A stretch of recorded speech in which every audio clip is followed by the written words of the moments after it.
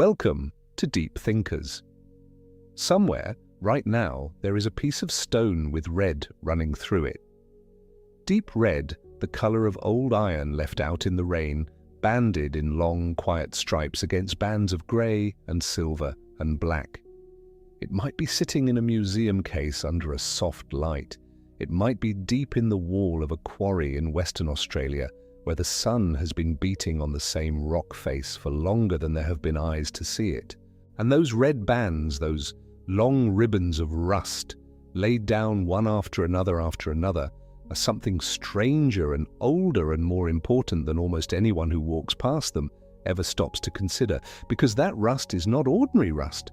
That rust is what is left of an ocean, not the water, the iron, the dissolved iron of a sea that vanished more than 2 billion years ago, an entire ocean's worth of it, oxidized and turned to stone and laid gently down on the seafloor in the dark.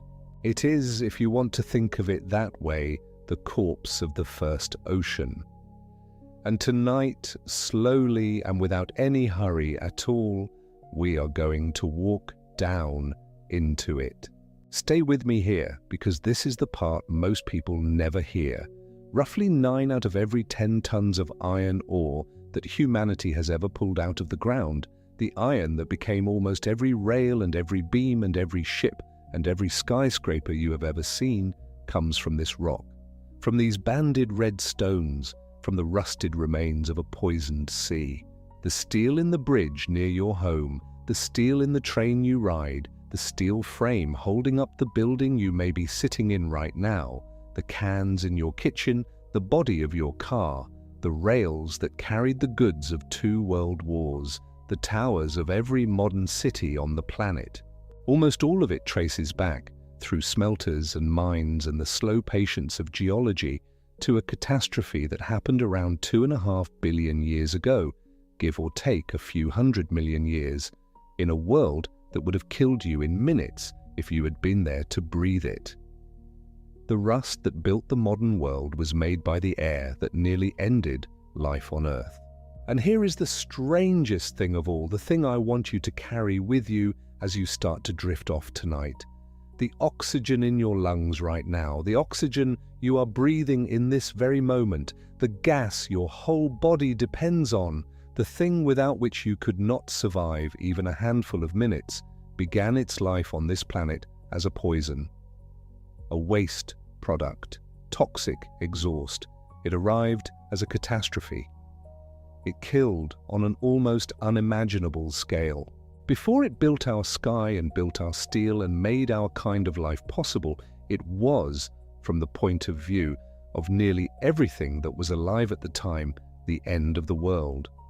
The breath of life on Earth started out as one of the deadliest events the planet has ever known. We will get to all of it. The poison and the rust and the long freezing of the world and the way the same disaster that nearly ended everything became the very thing that built everything we know. But we have a great deal of slow ground to cover, and there is no need to rush any of it. This is the kind of story you can sink into. Before we go any deeper, I would love to know where in the world you are listening from tonight. Whether it is late evening or the small dark hours, whether you are somewhere warm or somewhere cold, somewhere in a city or somewhere far out in the quiet countryside. If you feel like it, leave a word in the comments and tell me where you are. It is a strangely comforting thing to imagine all of us scattered across the surface of this old planet, lying still in the dark, listening to the same slow story about the rock beneath us. And if you are new here, and if you find that this kind of slow, careful journey through deep time helps your mind unwind and your body settle towards sleep, you might gently tap subscribe so that more of these quiet stories can find their way to you on the nights you need them.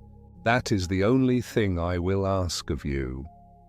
After this, there is nothing for you to do but breathe and listen and let yourself go wherever the story takes you. So let us go back.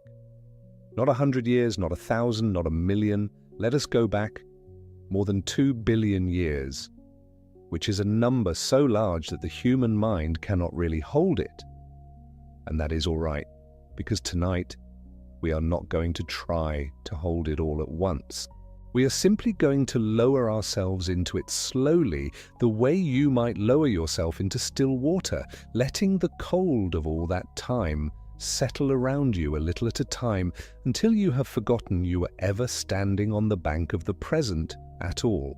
Picture the Earth as it was then. It is the same planet in a sense, the same rock, spinning in the same place around the same sun, and yet, if you were somehow set down upon its surface, you would not recognize it as home at all. You would recognize almost nothing. There is land, but it is bare. No grass, no trees, no soil in the way you know soil, no green of any kind anywhere upon it. The continents, such as they are raw stone and dust scoured by wind and rain, with no roots to hold them and no leaves to soften them. There are no birds in the sky, because there is nothing in the sky to be a bird, and there would be no sky worth flying through anyway. There are no animals on the land, no insects, no worms turning the ground, nothing that crawls or walks or burrows. The whole vast surface of the continents lies silent and empty under a strange pale sun. And the air. The air above this early Earth is the part that would harm you most quickly, because it is not air at all in any sense you could survive. If you took a single breath of it, your body would find nothing it needed and a great deal that it could not use. The atmosphere of this ancient world was, as scientists describe it, essentially anoxic. That word, anoxic, simply means without oxygen. And it is worth sitting with that for a moment, because we are so used to oxygen being everywhere, being free, being the obvious and unquestioned background of every breath, that it is genuinely hard to imagine a world where it was almost entirely absent. But it was absent. The sky of the early Earth was made mostly of other things. There was nitrogen, a great deal of nitrogen, much as there still is today, that quiet, unreactive gas that makes up most of the air, even now. There was carbon dioxide, far more of it than in our sky, the same gas that comes from a fire or from your own breath as you let it out. There was methane, which you might know as the main part of natural gas, the gas that burns blue on a stove, a thin, restless presence drifting through that ancient air. And there was water vapor, the breath of the warm seas rising and cooling and falling again, as it does on any world with oceans. But free oxygen, the gas your life depends upon, the molecule we will spend this entire journey following, was barely there at all. The amount of free oxygen in that early atmosphere has been estimated at less than about 100,000th of what it is today. Less than 1 part in 100,000 of the present level.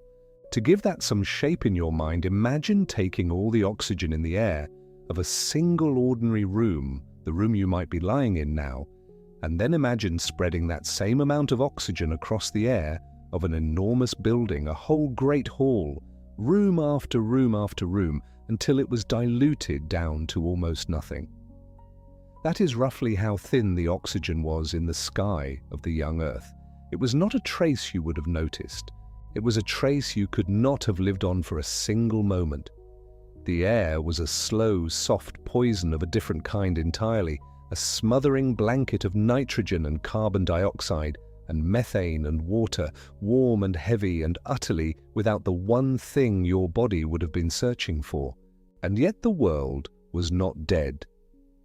This is one of the gentle wonders of it, and a good thing to rest your mind on as you settle deeper. The early Earth was without oxygen, but it was not without life. Life was already here, and it had been here for a very long time, but it was life of a kind that did not need oxygen, and in fact could not tolerate it, life built on entirely different chemistry, life that breathed the world we would find unbreathable and found it perfectly comfortable, perfectly ordinary, perfectly like home. These were the anaerobes, the organisms that live without oxygen, and to them the airless sky and the airless seas were simply the way things were, and the way things had always been, the warm, familiar shape of the only world they had ever known.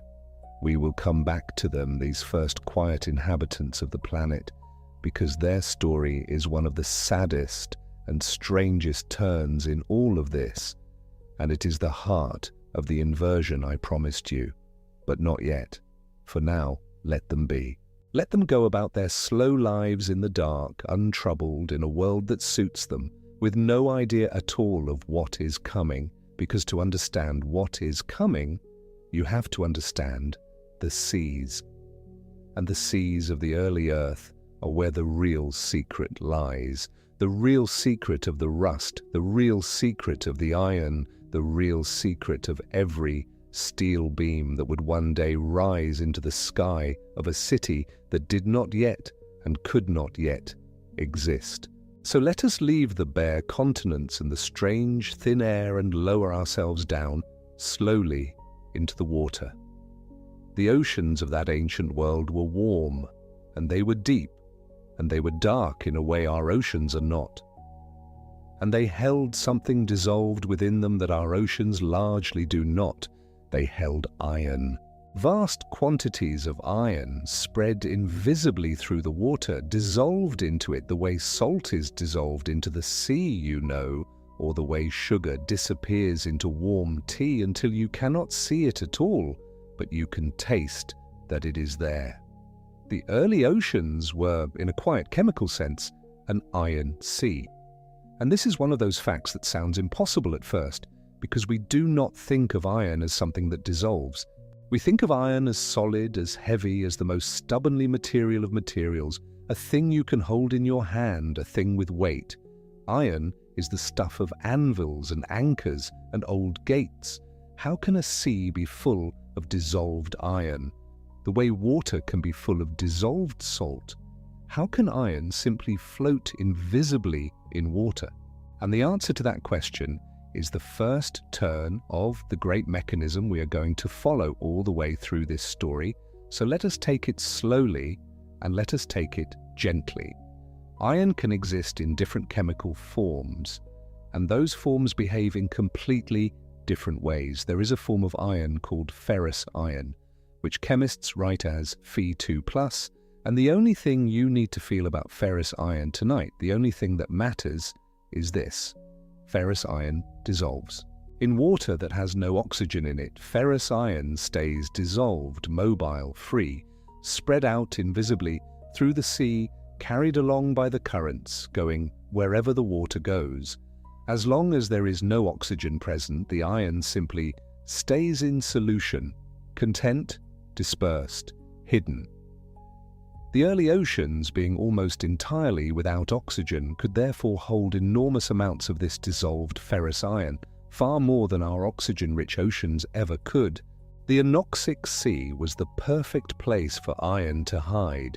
And where did all that iron come from, this great invisible cargo dissolved through the early seas? It came, in large part, from below. It came from the hot, dark places where the deep earth meets the bottom of the ocean.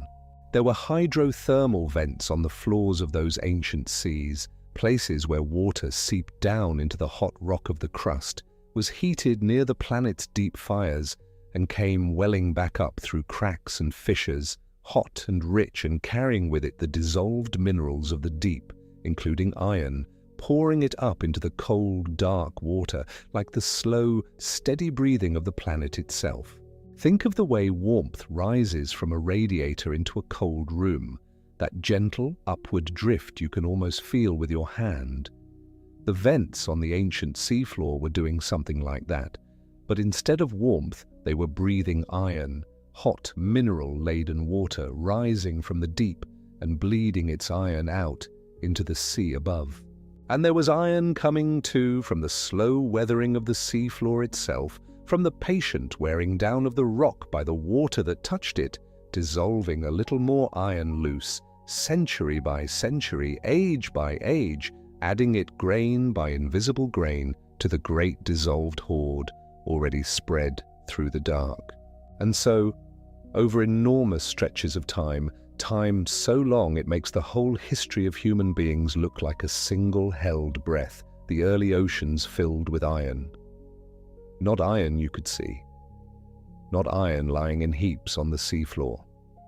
Iron dissolved invisibly through the entire body of the sea, ferrous iron, mobile and patient, and waiting, an ocean charged with metal, the way a battery is charged with energy, holding it, holding all of it, with no way yet to let it go. Picture that if you can, as you lie there in the dark. A whole warm dark sea, deep and silent, and without a single fish or whale or any swimming thing, but heavy throughout its entire vast body with dissolved iron, the hydrothermal vents breathing their slow hot breath on the seafloor far below, the iron rising and spreading and waiting in the water, and the airless sky above pressing down its smothering blanket of nitrogen and carbon dioxide and methane. A world holding its breath. A sea full of iron waiting in the dark for something that had not yet happened. It is a strange and peaceful image when you let it settle, this picture of the iron sea. There is no urgency in it. Nothing is happening quickly. The iron is not going anywhere. The vents breathe and the currents turn and the iron spreads and the ages pass and pass and pass, and the sea simply waits, the way a thing can wait when it has all the time in the world and more, the way the deep past waited for the future without knowing the future was coming.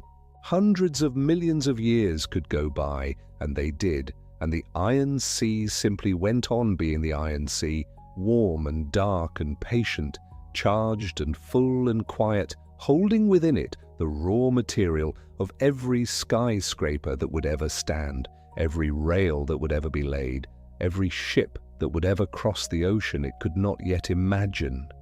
It was all there already, all of it, dissolved and invisible and waiting in the water. It only needed a trigger. It only needed the one thing the world did not yet have. And the trigger, when it came, would not come from below, from the hot vents and the deep rock. It would come from above, and from within, from the warm, sunlit shallows near the surface of the sea. It would come from something small, something almost too small to think about, something so small that millions of them could fit in a single drop of that ancient water. But we are not there yet. We are not ready for the trigger yet. Tonight, in this first slow part of our descent, I only want you to feel the world as it was before. The before. The long, quiet, iron-charged before.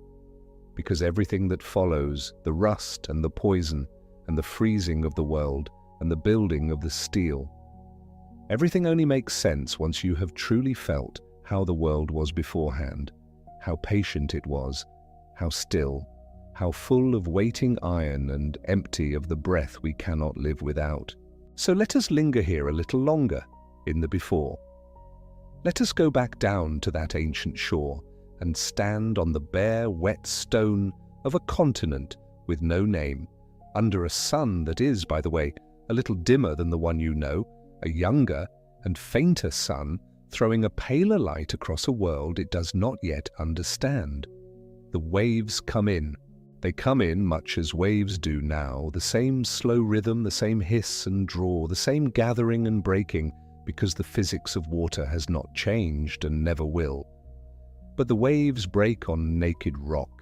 There is no seaweed tangled in them, no shells underfoot, no crabs scuttling in the foam, no gulls crying overhead.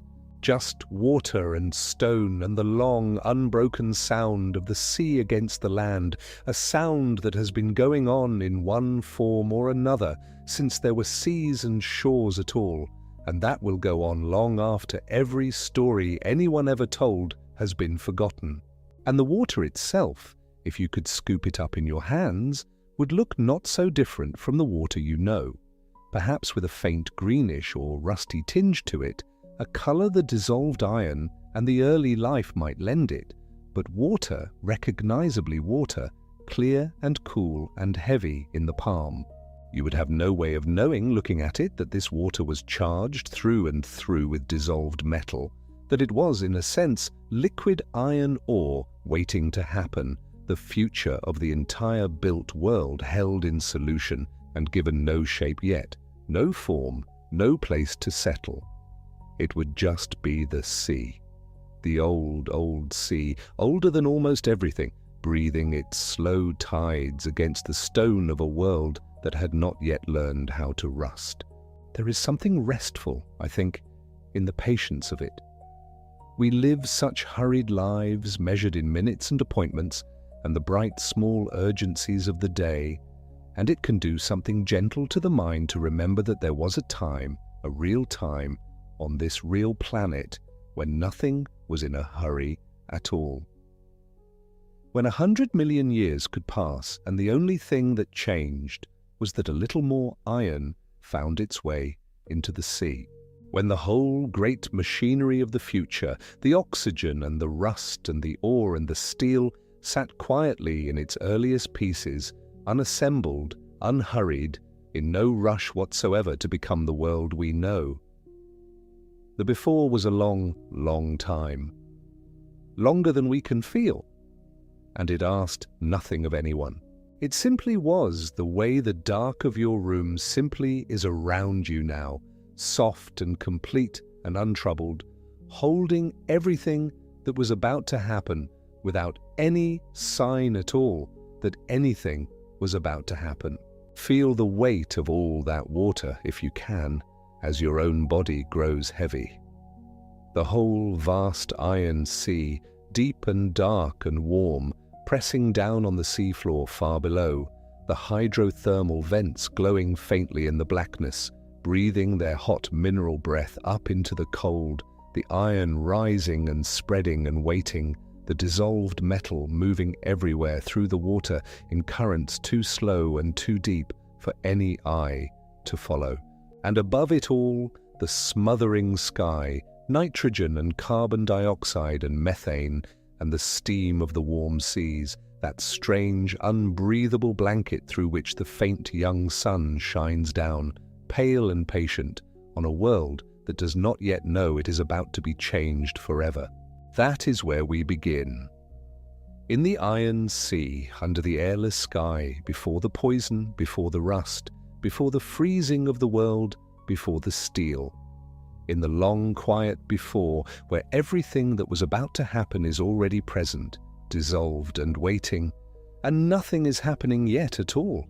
And somewhere in those warm, bright shallows near the surface, where the pale sunlight reaches down into the water and lights it green and gold, something small is beginning to learn a new trick. Something small is beginning to do something that has never been done before on this planet, or anywhere we know of. Something small is about to start splitting water with light and breathing out as its waste the gas that will rust the sea and freeze the world and build, in the long unimaginable run, the city outside your window and the breath inside your chest. But that is the next part of our descent, and there is no need to reach for it tonight. For now there is only the iron sea waiting in the dark, and the slow tides breaking on the bare stone shore, and the long patient before that asks nothing of you at all. Let the weight of all that time settle over you like water, closing softly overhead. Let the iron sea hold you the way it held its hidden metal, quietly, completely, in no hurry to let go. We have so much further to go, and we will go there slowly and gently, and there is nothing you need to do but breathe and stay and sink a little deeper into the dark and the warmth and the long, unhurried story of the world before the air. I notice this prompt asks me to continue a narration, but the text I'm given to continue from already appears to be at a natural closing point. It reads like the end of a part, settling the listener down. There is nothing you need to do but breathe and stay and sink a little deeper. More importantly, looking at the beat sheet I'm asked to cover, that material has already been written in what you've written so far. the iron sea, the airless sky, the cyanobacteria about to split water. The beats for this part, the rust hook, the 90% figure, the anoxic atmosphere, the dissolved ferrous iron, would all need to come before the passage I'm given, not after it. The text I'm continuing from has already moved past them and is winding down, so continuing seamlessly for 1151 more words on those specific beats would mean either repeating what's there or reopening beats the narration has already closed and settled, which the instructions explicitly forbid. Never repeat anything already written. I think there's a mismatch in the task as handed to me. Rather than generate text that contradicts the constraints, let me flag it. The handoff text ends on a deliberate settle down, that's the next part, close. The beats listed, rust as corpse hook, the 90% figure, the pre-GOE anoxic atmosphere, the iron-rich sea, are the opening material. They belong before this passage and have largely been delivered already. I can't add 51 new words of those beats after a closing paragraph without either repeating content or breaking the arc. A couple of ways I can actually help. If you can paste the full text so far from the true beginning, I can see what's genuinely uncovered and write a clean continuation of the remaining Part 1 beats. Or, if this passage is meant to be near the start, not the end, tell me and I'll continue forward into the cyanobacteria, oxygen sink material at the same slow pace. Or if you want, I can write the Part 1 narration, fresh from the dossier, hitting all the listed beats in order, ending mid-arc as specified. Which would you like? And so the story really begins not with a catastrophe but with a quiet invention, one so small, so unremarkable in its first appearance, that no geological record preserves the moment itself. There is no single layer of rock we can point to and say, here, at this seam, in this particular shade of ancient stone, something learned to do something new. The beginning of oxygenic photosynthesis left no monument. It left only, eventually, everything. Cyanobacteria are not a dramatic organism to picture. They are single-celled, ancient, modest in their dimensions, smaller than a grain of pollen, smaller than the width of a human hair. They live in water. They have no nucleus, no elaborate internal machinery, nothing that would distinguish them to the naked eye from 1,000 other microscopic things drifting in the sea. And yet what they learned to do, or rather what evolution, slowly and without intention, stumbled into through them, was perhaps the most consequential chemical process in the history of this planet. They learned to split water. Not metaphorically, literally. Take a molecule of water, 2 hydrogen atoms bound to 1 oxygen, and break it apart using the energy of sunlight. Hold on to the hydrogen, which is useful, and release the oxygen, which is not. Use the hydrogen to build sugars, let the oxygen go. That is, stripped down to its bones, the chemistry of oxygenic photosynthesis. And that chemistry, that specific trick of tearing apart water with light, is the same one operating in every leaf you have ever seen, in every blade of grass, in every green and growing thing alive on Earth today. The plants did not invent it, they inherited it. We all inherited it, every one of us downstream of that quiet Precambrian sea, from organisms that had no idea what they were doing, because here is what they were doing from the ocean's perspective. They were releasing poison. Oxygen in the early world had no place in the chemistry of life. The organisms that existed before cyanobacteria were built for an anoxic world, a world of nitrogen and carbon dioxide and methane and water vapor, a world where the trace gases in the sky were reducing rather than oxidizing, a world chemically arranged around the absence of free molecular oxygen. For those organisms, oxygen was not a resource, it was a threat. It reacted with things it had no business reacting with. It disrupted cellular machinery that had evolved over hundreds of millions of years under the assumption that oxygen would not be there. And so when cyanobacteria began releasing it, slowly, steadily, as a simple byproduct of their feeding, the world did not welcome it. The world, in every sense, tried to absorb it. This is the part of the story that the popular telling tends to skip over or mention briefly before moving on to the triumph. Because what happened next was not a triumph, not immediately, not for a very long time. What happened next was a standoff. Oxygen came out of the cyanobacteria and was immediately swallowed by the world around them, consumed by a planet that had been accumulating reduced materials for billions of years and had no shortage of things to react with. The first of those things was dissolved iron. The early oceans, as the previous movements of this narration have described, were heavy with ferrous iron, Fe2+, the dissolved soluble form, the form that had been fed into the water by hydrothermal vents and by the slow chemical weathering of the seafloor itself. In an oxygen-free world, iron stays in that dissolved state. It moves through the water freely, invisibly, a vast and patient reservoir of reduced metal held in solution by the simple absence of anything to oxidize it. When oxygen met that iron, something immediate and irreversible happened. The Fe2+ gave up an electron to the O2, it became Fe3+, ferric iron, oxidized iron, iron that is no longer soluble, no longer able to remain suspended in the water column. And ferric iron does not hover, it falls. Think of it. If a comparison is useful, like salt dissolving in warm water, invisible, dispersed, held in solution as long as the conditions favor it. Then the temperature drops or the chemistry shifts and the salt begins to crystallize out.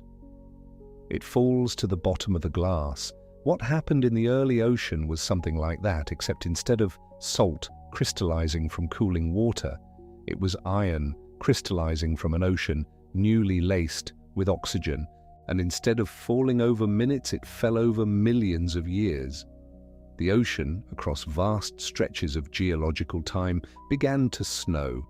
Not water ice snow, not anything visible to the eye in any single moment, but a slow and continuous rain of iron particles, of iron oxides and iron hydroxides, settling toward the seafloor in quantities almost impossible to hold in the mind. Wherever oxygen met, dissolved iron. And in the early shallow seas, this meeting happened constantly in every interaction between the surface waters where cyanobacteria lived and the iron-laden deeper waters. Rust formed and fell. The ocean was oxidizing itself from the inside. It was consuming its own iron, one electron transfer at a time, and depositing the product on the bottom. But the ocean was not the only sink. That is the thing the standoff between oxygen and the early world makes clear. The iron was one sink, a vast one, enormous, capable of absorbing an almost unimaginable quantity of free oxygen before it came anywhere near the atmosphere. But it was not alone. The atmosphere itself held methane, and methane reacts with oxygen. Volcanic sulfur dioxide poured from eruptions and reacted with oxygen. The land itself, where it existed, offered fresh mineral surfaces that had never been exposed to oxidizing conditions and were chemically primed to react. The world was a sponge, and oxygen was the water poured into it. For tens of millions of years, some researchers argue for longer, for something approaching 100 million years or even more, the output of cyanobacteria was silently absorbed, neutralized, incorporated into minerals and gases and reactions that left no free oxygen remaining. The planet was rusting, but it was rusting quietly, invisibly, deep in the water and into the rock. The atmosphere above showed almost nothing. Any organism looking, if such a thing were conceivable, at the sky above the early Precambrian ocean would have seen no sign of the transformation taking place beneath the surface. The methane haze still gathered in the upper atmosphere, The air was still unbreathable by any modern standard. Below the waterline, the iron was falling. Above it, the world seemed much as it had always been. This is the period that some geologists describe with a particular kind of quiet awe, a long, suspended moment in planetary history when the most important chemistry in Earth's story was happening in secret, buried underwater, hidden in mineral reactions that would not reveal their significance for another 2 billion years. The cyanobacteria were not aware they were changing the world. They were simply feeding. And the world was, for a very long time, simply absorbing them. How long exactly is one of the questions scientists still carefully debate. The broad picture is reasonably clear. Oxygenic photosynthesis evolved well before the Great Oxidation Event, possibly hundreds of millions of years before. The gap between the evolution of the process and the accumulation of its product in the atmosphere is the record of those oxygen sinks being slowly, steadily, irreversibly filled. Some evidence, isotopic hints and chemical traces in very old rocks, suggests that transient pulses of oxygen may have appeared earlier, small and temporary increases that were quickly swallowed again, like flames lit in a wet forest. The main event, the moment when the sinks finally gave way and oxygen began to accumulate in a sustained way, came only around 2.4 to 2.3 billion years ago, and even then it may not have been a single threshold crossed cleanly. Recent scientific work suggests the transition may have been stepwise, oscillating, with the oxygen level rising and partly falling and rising again across something like 200 million years of back and forth before it stabilized. The world does not change all at once. It changes the way water rises, unevenly, pooling in low places first, retreating, rising again, until eventually it covers everything. But the iron tells a cleaner version of the story, or rather, the iron tells the same story, just compressed into rock, into something you can hold in your hand. Because the accumulation of banded iron formations, those layered, ancient, distinctive rocks, tracks the standoff between oxygen and the dissolved iron with extraordinary fidelity. While oxygen was being produced by cyanobacteria and immediately consumed by Fe2+, the iron was precipitating onto the seafloor and building up in layers. The banded iron formations are, in that sense, the ledger of the standoff. Each layer of hematite, each band of magnetite represents oxygen that was produced, that met iron, that transformed it, and that deposited the result. The thicker the deposits, the longer and more intense the reaction, the more widespread the formations, the broader the reach of the chemistry across the ancient seas. And the BIFs are, in geological terms, staggeringly widespread. They appear on nearly every continent, in rocks of roughly the same age, which is itself a profound signal. A process that left the same distinctive layered iron-rich rock on what is now Australia, on what is now South Africa, on what is now North America, and Brazil and Ukraine, must have been operating across the full breadth of the ocean, globally, systematically, for an enormous stretch of time. The world was rusting all at once, not one sea in one place, but the whole connected system of early Precambrian oceans simultaneously producing and precipitating iron wherever oxygen and dissolved iron came into contact. The peak of this deposition, the period of greatest BIF formation, corresponds roughly to the GOE itself around 2.5 to 2.4 billion years ago, and the formations continued accumulating until approximately 1.8 billion years ago. That endpoint is itself significant. The BIF stopped forming not because cyanobacteria stopped producing oxygen, but because the oceanic iron reservoir was finally largely exhausted. The iron that had been dissolved in the early oceans for hundreds of millions of years was now on the seafloor, locked into the red and black and silver-grey layers of hematite and magnetite and chert. The ocean had consumed its own iron. The sink was full. And with the iron gone, with the methane thinned and the volcanic sulfur absorbed, the oxygen had nowhere left to go but up. The layering itself, the banding, the alternation between iron-rich and silica-rich layers that gives these formations their name and their visual distinctiveness, is a question that science has not fully settled. It is a genuine puzzle, the kind that careful geologists and geochemists return to regularly without yet reaching a single agreed answer. The bands vary in thickness from millimeters to centimeters. Some researchers think they record seasonal or annual cycles, periods of higher bacterial productivity perhaps, alternating with quieter periods, like the annual layers in lake sediment that record each year's bloom and decay.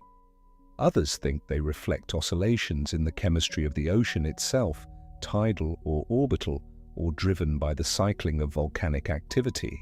Still others point to the possible role of photoferrotrophs, a category of ancient bacteria that could oxidize iron directly using light without producing oxygen at all, and which may have contributed to BIF deposition alongside the cyanobacteria.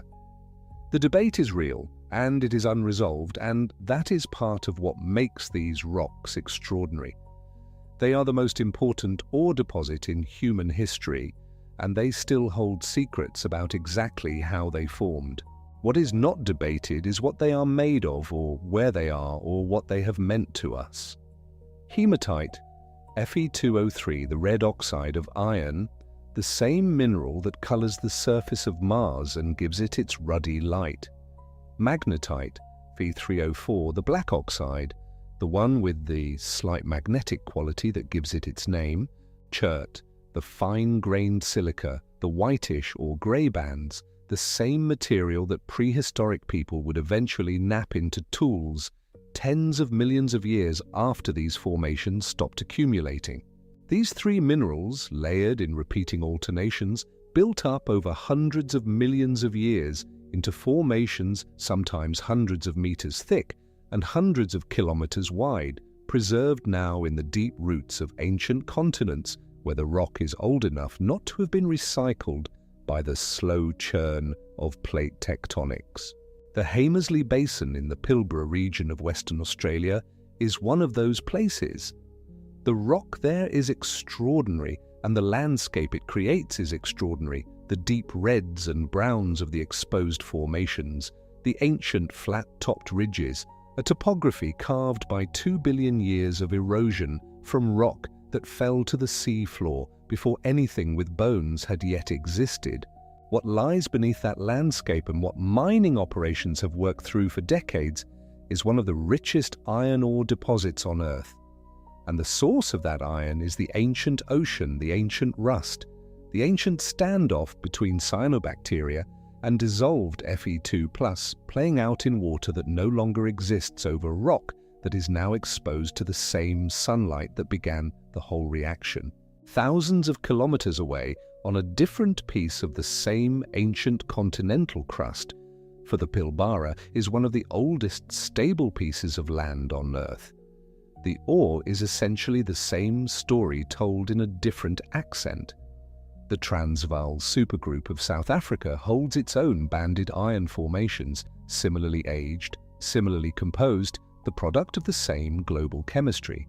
The Carajás region of Brazil in the state of Pará contains what some surveys describe as the largest iron ore deposit on Earth, again rooted in the Precambrian, again sourced from the rusted ancient ocean. The Quadrilátero Ferrífero, the iron quadrangle, of Minas Gerais, also in Brazil, is another expression of the same deep history. The Kryvyi Rih Basin of Ukraine, which is now, in the 21st century, one of the reasons that region has found itself at the center of large strategic interests. The deposit too is banded iron formation, Precambrian rust, the settled sediment of an ocean that has not existed for nearly 2 billion years, and then the Mesabi Range. It sits in northern Minnesota in the United States, not far from the shores of Lake Superior, part of the broader Lake Superior Iron District that includes deposits in Michigan, as well as across the border into Ontario. The Mesabi Range does not look, from a distance, like anything obviously significant. It is a low ridge, as the name itself comes from an Ojibwe word meaning something like sleeping giant or giant's trail, which in retrospect carries a resonance no one in the Ojibwe tradition could have intended, since the giant sleeping beneath those low hills was indeed vast, beyond any ordinary reckoning. The iron there was formed in the same ancient Precambrian seas, laid down in the same banded formations, by the same chemistry of cyanobacteria and dissolved iron and the same slow precipitation of rust toward the seafloor. American industry found it in the 19th century. The scale of what was there only became clear gradually as mining operations deepened and widened and revealed just how far the formation extended. And what it fueled, the steel from the Mesabi Range and the surrounding Lake Superior region, was something close to a second foundation of industrial civilization. Pittsburgh's steel industry drew from that ore.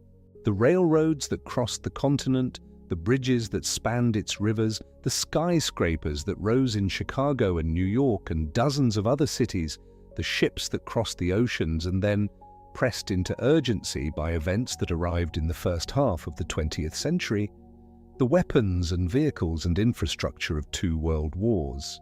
All of it, somewhere in its material lineage, traceable to a seam of Precambrian rock in northern Minnesota and the surrounding region, where rust had been accumulating quietly since long before the first animal opened its first eye. This is the loop that the story has been holding open since its beginning. The rust that nearly ended life on Earth, that fell in slow red clouds through the ancient oceans for hundreds of millions of years, did not disappear. It compressed. It consolidated. It became rock.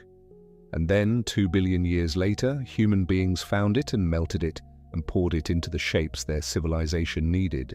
Every steel beam is, in a very exact chemical and geological sense, recycled rust from the first ocean.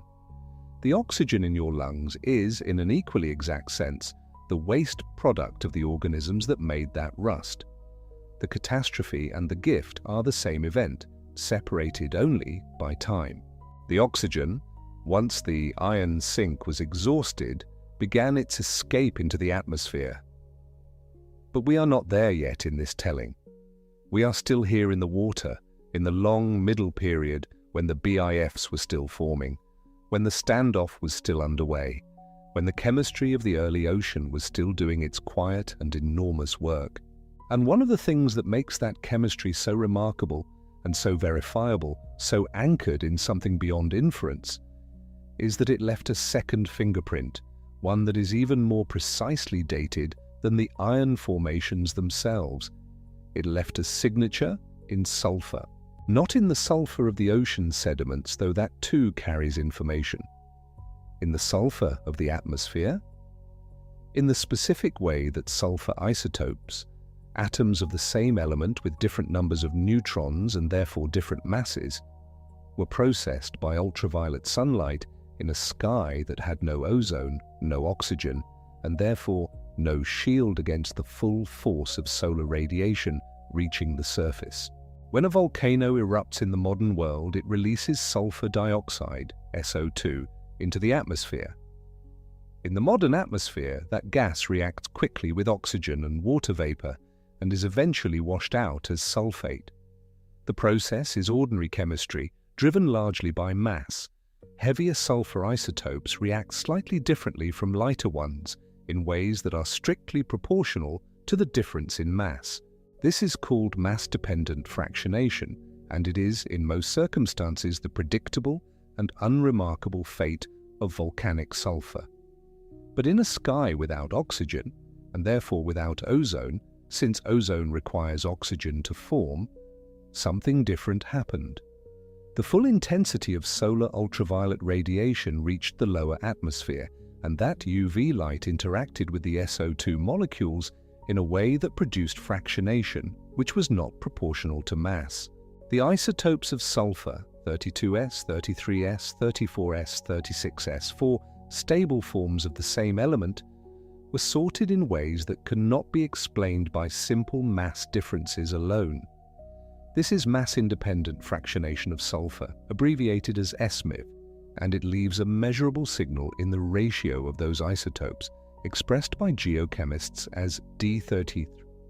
The SMIF signal, once created in the atmosphere, was carried into the ocean and deposited in the seafloor sediment, where it was preserved in the rock. And the rocks show it, clearly and repeatedly, across every sample taken from sediments older than approximately 2.4 to 2.3 billion years.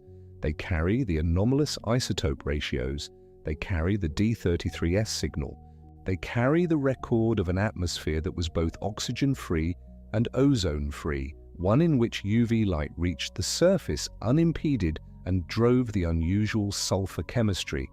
And then it stops. At the boundary, the stratigraphic level corresponding to roughly 2.4 billion years ago, the SMIF signal vanishes from the rock record. Not gradually, not over a long period of ambiguity, but sharply. The rocks above a certain layer have normal mass-dependent sulfur isotope ratios. The rocks below have the anomalous signal. The switch corresponds to the moment when atmospheric oxygen rose above the threshold at which its chemistry, and the chemistry of the ozone it enables, shut down the UV-driven reaction that had been producing SMIF for billions of years. It is, as one way of putting it goes, like a clock that runs for the entire duration of the anoxic atmosphere and then stops the moment the air changes. The hands freeze at approximately 2.4 billion years ago, and because the chemistry that produces SMIF requires both the absence of oxygen and the absence of an ozone shield, its disappearance is a direct and sensitive marker of exactly when that threshold was crossed. Not approximately, not roughly, to within the precision that radiometric dating of the surrounding rocks allows, which is to say, with considerable confidence and a margin measured not in billions of years, but in tens of millions. The sulfur clock is one of the most powerful tools geochemists have for dating the GOE, precisely because it is so mechanically clear. It does not require an inference about biological processes or ocean chemistry. It requires only that the physics of ultraviolet photochemistry was operating, which in the absence of ozone and oxygen it was always going to be, and that oxygen above a certain threshold would shut it down, which it always does. The signal is robust, reproducible across independent samples from different continents, and its disappearance is unambiguous. And so the two lines of evidence, the iron in the banded formations and the sulfur in the sediment, converge on the same moment. The same period that saw the iron sink being exhausted, the same period that saw the BIFs beginning to thin and eventually stop, corresponds to the same period when the sulfur clock froze. Both tell the same story. Something happened to the atmosphere of this planet approximately 2.4 billion years ago, something that changed the chemistry of the sky in a way that left its mark in iron and in sulfur, in red and black layers of rock on every continent, and in isotope ratios measured in laboratories with instruments the ancient world could not have imagined. The next movement of this story belongs to what came after, what the oxygen did once it was free. The world it unmade and the world it eventually made possible, including the world you and I inhabit tonight, breathing a gas that was, for most of this planet's history, a poison. But here, in this part of the narration, it is worth pausing for just a moment at the precipitate itself, at the iron falling through the ancient water, at the slow accumulation of those red and black layers on the dark seafloor of a planet that had not yet learned to support complex life. There is something almost meditative about the image when you let it settle. Not dramatic, not sudden, but sustained and vast and patient. The cyanobacteria at the surface, feeding on sunlight, releasing oxygen as an afterthought. The oxygen drifting downward through the water column, meeting the dissolved iron, transforming it, releasing it from solution. The iron oxide particles falling slowly through water that was dark and cold and had never known a fish or a shell or a wave made by anything with limbs, falling and settling, season after season, cycle after cycle, million year after million year, building up in layers that would eventually, 2 billion years later, find themselves exposed to sunlight in the Pilbara and the Mesabi and the highlands of Minas Gerais, waiting to be found by creatures descended from survivors of the catastrophe those same layers helped cause. The rust fell, and the world changed. And it is worth understanding with some care how that change arrived, not as a sudden event, not as a single morning when the sky turned and everything was different, but as something drawn out across intervals of time that resist ordinary comprehension. Cyanobacteria did not invent photosynthesis. Photosynthesis, in simpler forms, already existed. What cyanobacteria invented was the particular chemistry of splitting water. Earlier photosynthetic organisms had used other electron donors, hydrogen sulfide for instance, and released sulfur rather than oxygen. That worked, in its quiet way, for a long time. But cyanobacteria found a far more abundant source. Water, the oceans were full of it, and sunlight reached the surface in inexhaustible supply. The cyanobacteria took that water, broke it apart at the molecular level, extracted the hydrogen they needed to build sugars, and released the leftover oxygen into the surrounding sea. Not because oxygen was useful to them, not as a product they were aiming for. It was exhaust. It was the part they did not need, cast off the way a candle casts off heat and smoke while doing the work of giving light. And for a very long time, the world simply absorbed it. This is the part of the story that tends to get compressed in popular accounts, and it deserves to be held open for a while because the gap between when oxygenic photosynthesis evolved and when oxygen actually accumulated in the atmosphere may have been tens of millions of years, possibly longer.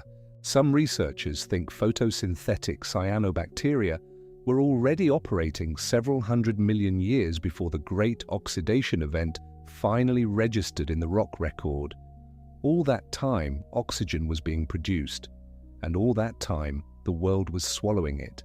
The early oceans and atmosphere were full of what geochemists call oxygen sinks, dissolved ferrous iron, the Fe2+, that hydrothermal vents had been delivering to the seafloor for billions of years. Methane, abundant in the anoxic atmosphere, reacting with oxygen to form carbon dioxide and water before it could accumulate. Volcanic sulfur gases rising from the interior of a young and active planet, consuming free oxygen almost as fast as it appeared.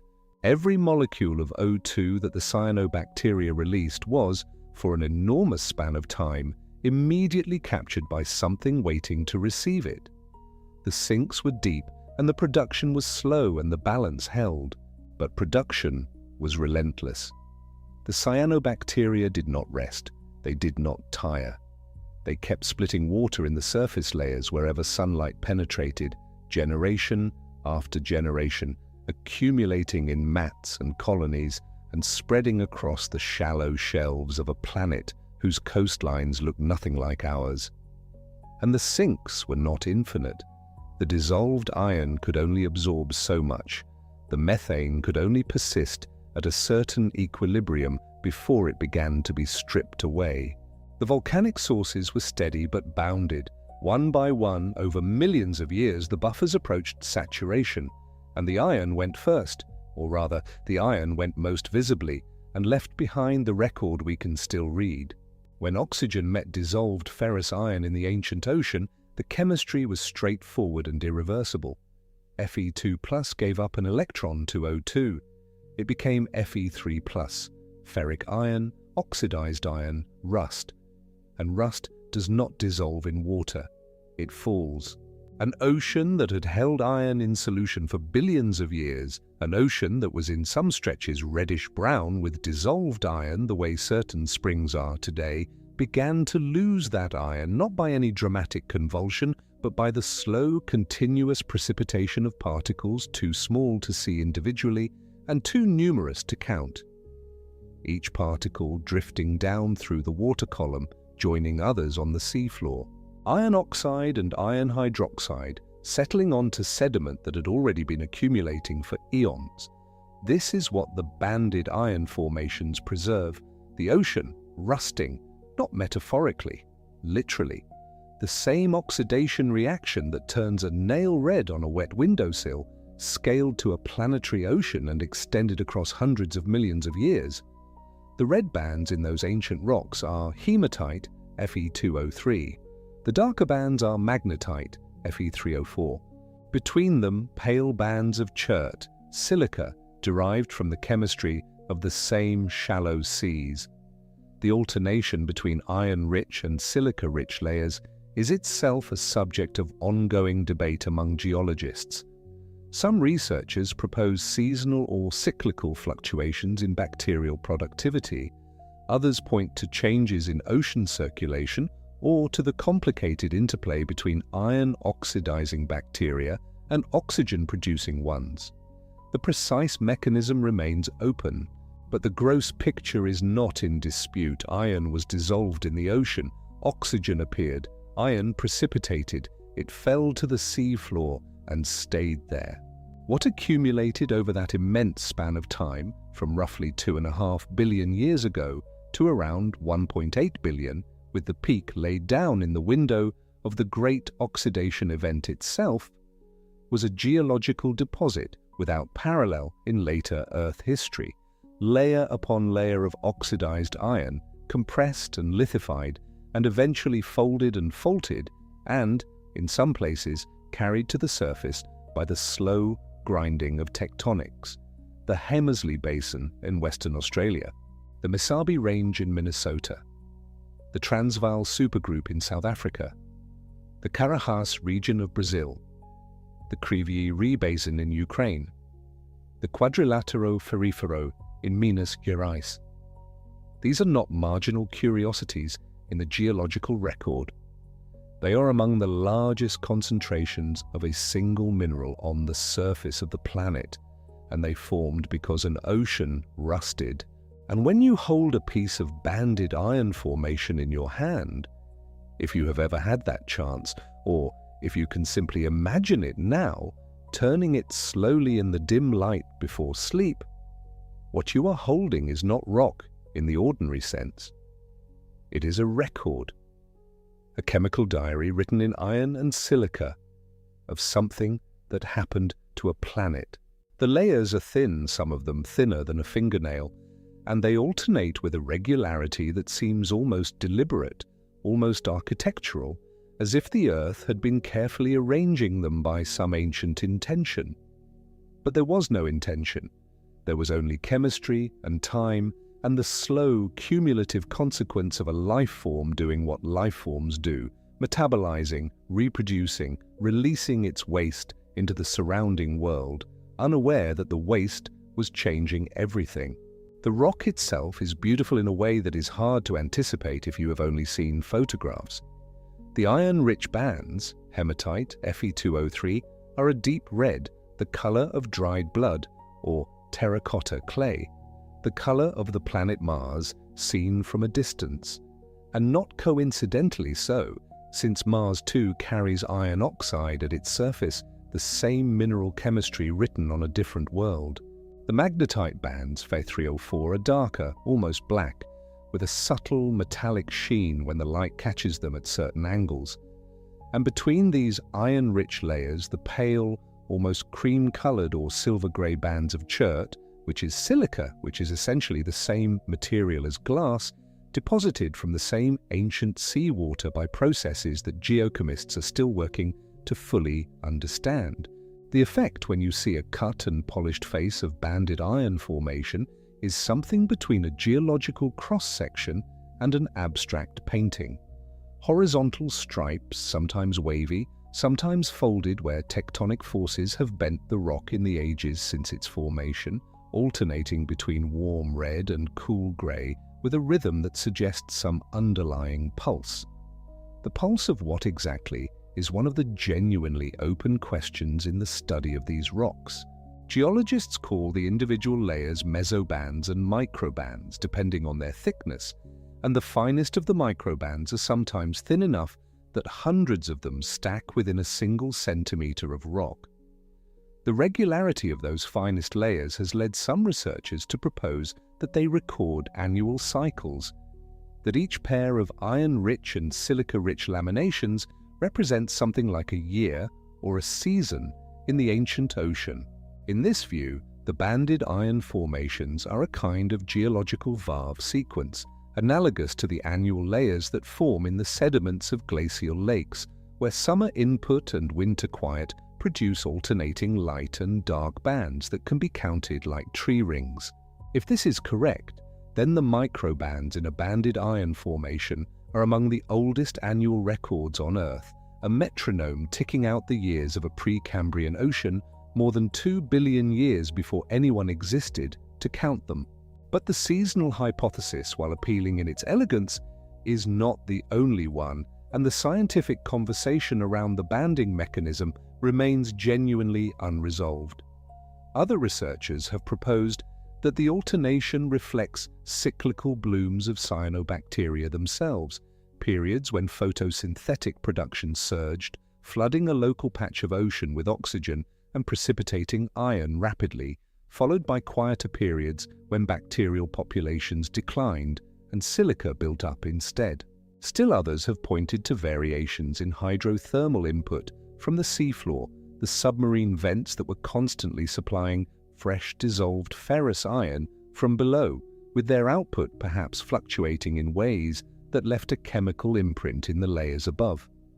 And then there is a third category of explanation that involves a different kind of organism altogether, one that throws the whole mechanism into a more complicated and still contested light. These are the photoferrotrophs, a name worth sitting with for a moment because it describes something genuinely unusual. Organisms that perform a kind of photosynthesis not by splitting water, as cyanobacteria do, but by oxidizing dissolved iron directly using ferrous iron as their electron donor rather than water. In the metabolic logic of the ancient ocean, photoferrotrophs would have been capable of precipitating iron oxide without producing any oxygen at all. They could have been rusting the ocean through an entirely different pathway, one that predates or runs parallel to the oxygen-generating chemistry of the cyanobacteria. Whether photoferrotrophs played a major role in building the banded iron formations, or a minor one, or whether they were present and significant but not dominant, is a question that active research is still working to answer. The honest position, the one that the rock record itself seems to insist upon, is that the banding mechanism was probably not a single clean process, but a confluence of several: oxygen-driven precipitation, direct photoferrotrophic oxidation, perhaps ultraviolet-driven chemistry operating in the shallow surface waters above the reach of the microbial mats, all of them contributing in proportions that varied across different ocean basins and different moments in the long deposition window. And that window was very long. The banded iron formations that survive in the geological record were deposited predominantly between roughly 2.5 billion and 1.8 billion years ago. That is a span of 700 million years, longer than the entire stretch of animal life on Earth, longer than the time between the earliest trilobites and us, longer than almost any other single geological episode that has a name. Within that window, the deposition was not constant. There were periods of greater and lesser intensity. There were regional variations, some ocean basins producing thicker sequences, some producing thinner ones, some perhaps producing very little at all, depending on local iron supply and local oxygen levels. The relationship between the banded iron formations and the Great Oxidation Event is real and central, but it is not a simple before and after story. Some iron formations were being deposited before the main oxygen rise in the late Archean, when transient pulses or whiffs of oxygen may have been locally oxidizing iron in some basins while the broader ocean remained anoxic. Others continued to be deposited well after the GOE's main pulse in the early Proterozoic, in ocean basins where deep waters remained iron-rich even as shallow surface waters and the atmosphere above them were beginning to accumulate oxygen. What the record does show clearly is a peak. The great accumulation, the overwhelming bulk of the banded iron formation deposits that survive on every continent today, was laid down in that interval around 2.4 to 2.2 billion years ago, in the period that geochemists identify as the main phase of the Great Oxidation Event. And then gradually the deposition slowed and stopped. Not all at once and not in every basin simultaneously, but the signal in the rock record is unmistakable. After about 1.8 billion years ago, large banded iron formations essentially ceased to form. The iron-rich ocean is gone. The dissolved ferrous iron that had been accumulating for billions of years, fed by hydrothermal vents and seafloor weathering, had finally been consumed, oxidized, precipitated, sent to the bottom. The ocean had rusted itself out. There is something quietly astonishing in that phrase when you let it settle. The ocean had rusted itself out. The reservoir of dissolved iron that had been building since the earliest oceans formed, possibly since the planet's first few 100 million years, was drawn down and deposited on the seafloor over the course of a geological episode, whose length we measure in hundreds of millions of years. And in the process of being drawn down, it left behind the deposits that we mine today. The iron in a modern steel beam, in a rail line, in the hull of a cargo ship, in the cables of a suspension bridge. That iron was once dissolved in a Precambrian ocean. It was oxidized by oxygen, produced by a cyanobacterium. It precipitated as rust, settled through hundreds of meters of ancient water column, and came to rest on the sea floor of a world that contained nothing remotely resembling the modern one. It lay there, it compacted, it lithified. It was buried by younger sediments folded by tectonic forces and in some places millions of years later exhumed and carried close enough to the surface to be found, quarried, crushed, smelted, and shaped. But before we close that loop to the modern world, there is still the question of how we know when all of this happened. The dates in this story, 2.4 billion years ago, 2.3, 2.1, are not guesses, and they are not simply derived from looking at the iron formations themselves. They come from a different signal entirely, one buried in sulfur, and it is one of the stranger and more elegant pieces of detective work in the history of Earth science. Sulfur exists in nature in 4 stable isotopes: sulfur-32, sulfur-33, sulfur-34, and sulfur-36. The numbers refer to the total number of protons and neutrons in the nucleus of each variant.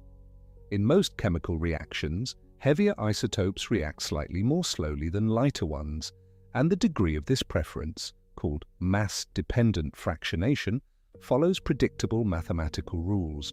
The lighter isotope reacts faster, the heavier one slower, and the ratio between them in the products of any given reaction shifts in a way that depends on the mass difference between the isotopes.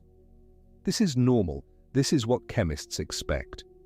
The mathematics of mass-dependent fractionation is well understood, and it allows geochemists to use isotope ratios as fingerprints of geological processes with considerable confidence.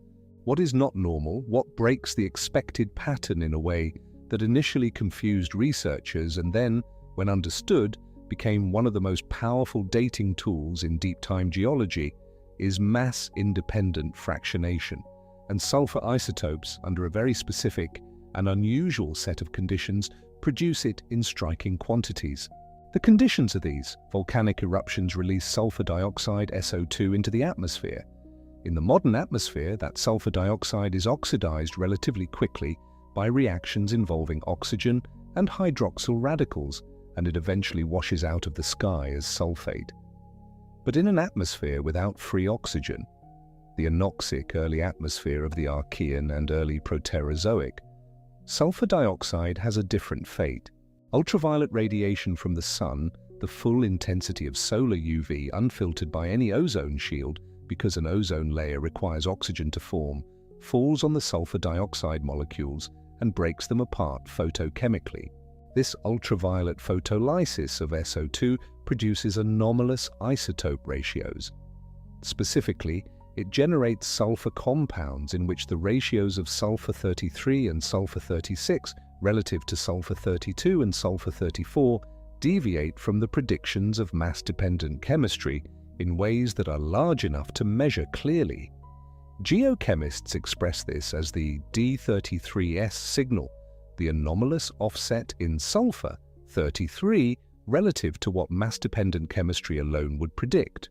This signal, or this mass-independent fractionation of sulfur, or SMEF, is preserved in sedimentary rocks that formed when the sulfur was deposited. Sulfate and sulfide minerals in ancient sediments carry the anomalous isotope ratios as a chemical memory of the atmospheric conditions under which the sulfur was processed, and the signal is preserved distinctively. The ultraviolet photolysis pathway that creates SMEF requires two things simultaneously: an atmosphere with enough sulfur dioxide to react, and an atmosphere without enough oxygen and ozone to block the ultraviolet light that drives the reaction. Both conditions are necessary. If oxygen rises above a certain threshold, roughly 10 to the negative 5 times present atmospheric levels, a number so small it would register as effectively zero on any instrument we encounter in daily life, then enough ozone begins to form in the upper atmosphere to filter out the ultraviolet wavelengths that drive the mass-independent chemistry. The signal switches off, and in the rock record, that is precisely what happens. In sedimentary rocks older than approximately 2.4 to 2.3 billion years, the SMEF signal, large, anomalous, unmistakable D33S values, is consistently present. In rocks younger than that threshold, it vanishes, not gradually, not ambiguously, but with a clarity that stands out even against the background noise of geological processes that might blur other signals across deep time. Rock formations laid down before 2.4 billion years ago carry the anomalous sulfur. Rock formations laid down after carry none. The chemistry that produces the signal requires anoxic conditions. Anoxic conditions prevailed before. They did not prevail after. This is why geochemists speak of the sulfur isotope clock. It is a chemical record that was reset once and only once in Earth's history, at the moment that atmospheric oxygen crossed the threshold above which the ultraviolet photolysis of sulfur dioxide could no longer proceed and preserve its anomalous products. The clock ran in one direction, the direction of SMEF production, for billions of years, as long as the atmosphere remained anoxic, and then it stopped. And the moment it stopped is the moment the air changed. The elegance of this is worth resting in, because it is the kind of elegance that good detective work produces when the evidence aligns unexpectedly well. Geochemists studying sulfur isotopes in ancient rocks were not initially looking for a marker of atmospheric oxygen. They were studying the chemistry of sulfur cycling in the ancient oceans, a complex and interesting problem in its own right. The anomalous isotope ratios they began finding in Archean rocks were initially puzzling precisely because they didn't follow the expected mass-dependent rules. The realization that ultraviolet photolysis was producing them, and that this process required both an unshielded atmosphere and the absence of oxygen, came later, and when it came, it transformed the signal from a curiosity into a timestamp. A geological system that had been logging the anoxic conditions of the early atmosphere for billions of years, silently in the sulfur ratios of sedimentary rocks, turned out to be precisely the kind of evidence that was needed to date the Great Oxidation Event with the precision that carbon dating cannot provide at these timescales, and that radiometric dating of the iron formations themselves often struggles to deliver unambiguously. The threshold crossed by oxygen around 2.4 billion years ago was a small one in absolute terms. 10 to the negative 5 of present atmospheric levels is roughly 1 part in 100,000 of the oxygen concentration you are breathing right now. A world that crossed that threshold from below would not have felt, to any hypothetical observer, like a world suddenly rich in oxygen. The air at that moment would still have been overwhelmingly nitrogen and carbon dioxide, and the remnants of the methane that had been present before. It would have smelled, if smell could be applied to such a world, of sulfur from the volcanoes and of the damp, mineral-laden breath of the oceans. But at that particular chemical threshold, something invisible changed in the upper atmosphere. The ultraviolet light that had been driving the sulfur photolysis reactions was absorbed very slightly by the very beginnings of an ozone layer.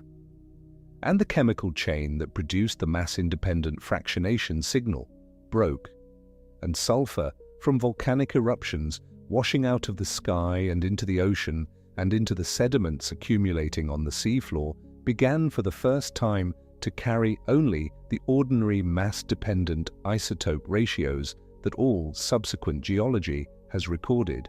The great deposition of banded iron formations continued for some time after this threshold. The ocean's iron reservoir was not exhausted in an instant. The cyanobacteria continued to photosynthesize, continued to produce oxygen, and that oxygen continued to find dissolved ferrous iron and oxidize it and send it to the seafloor.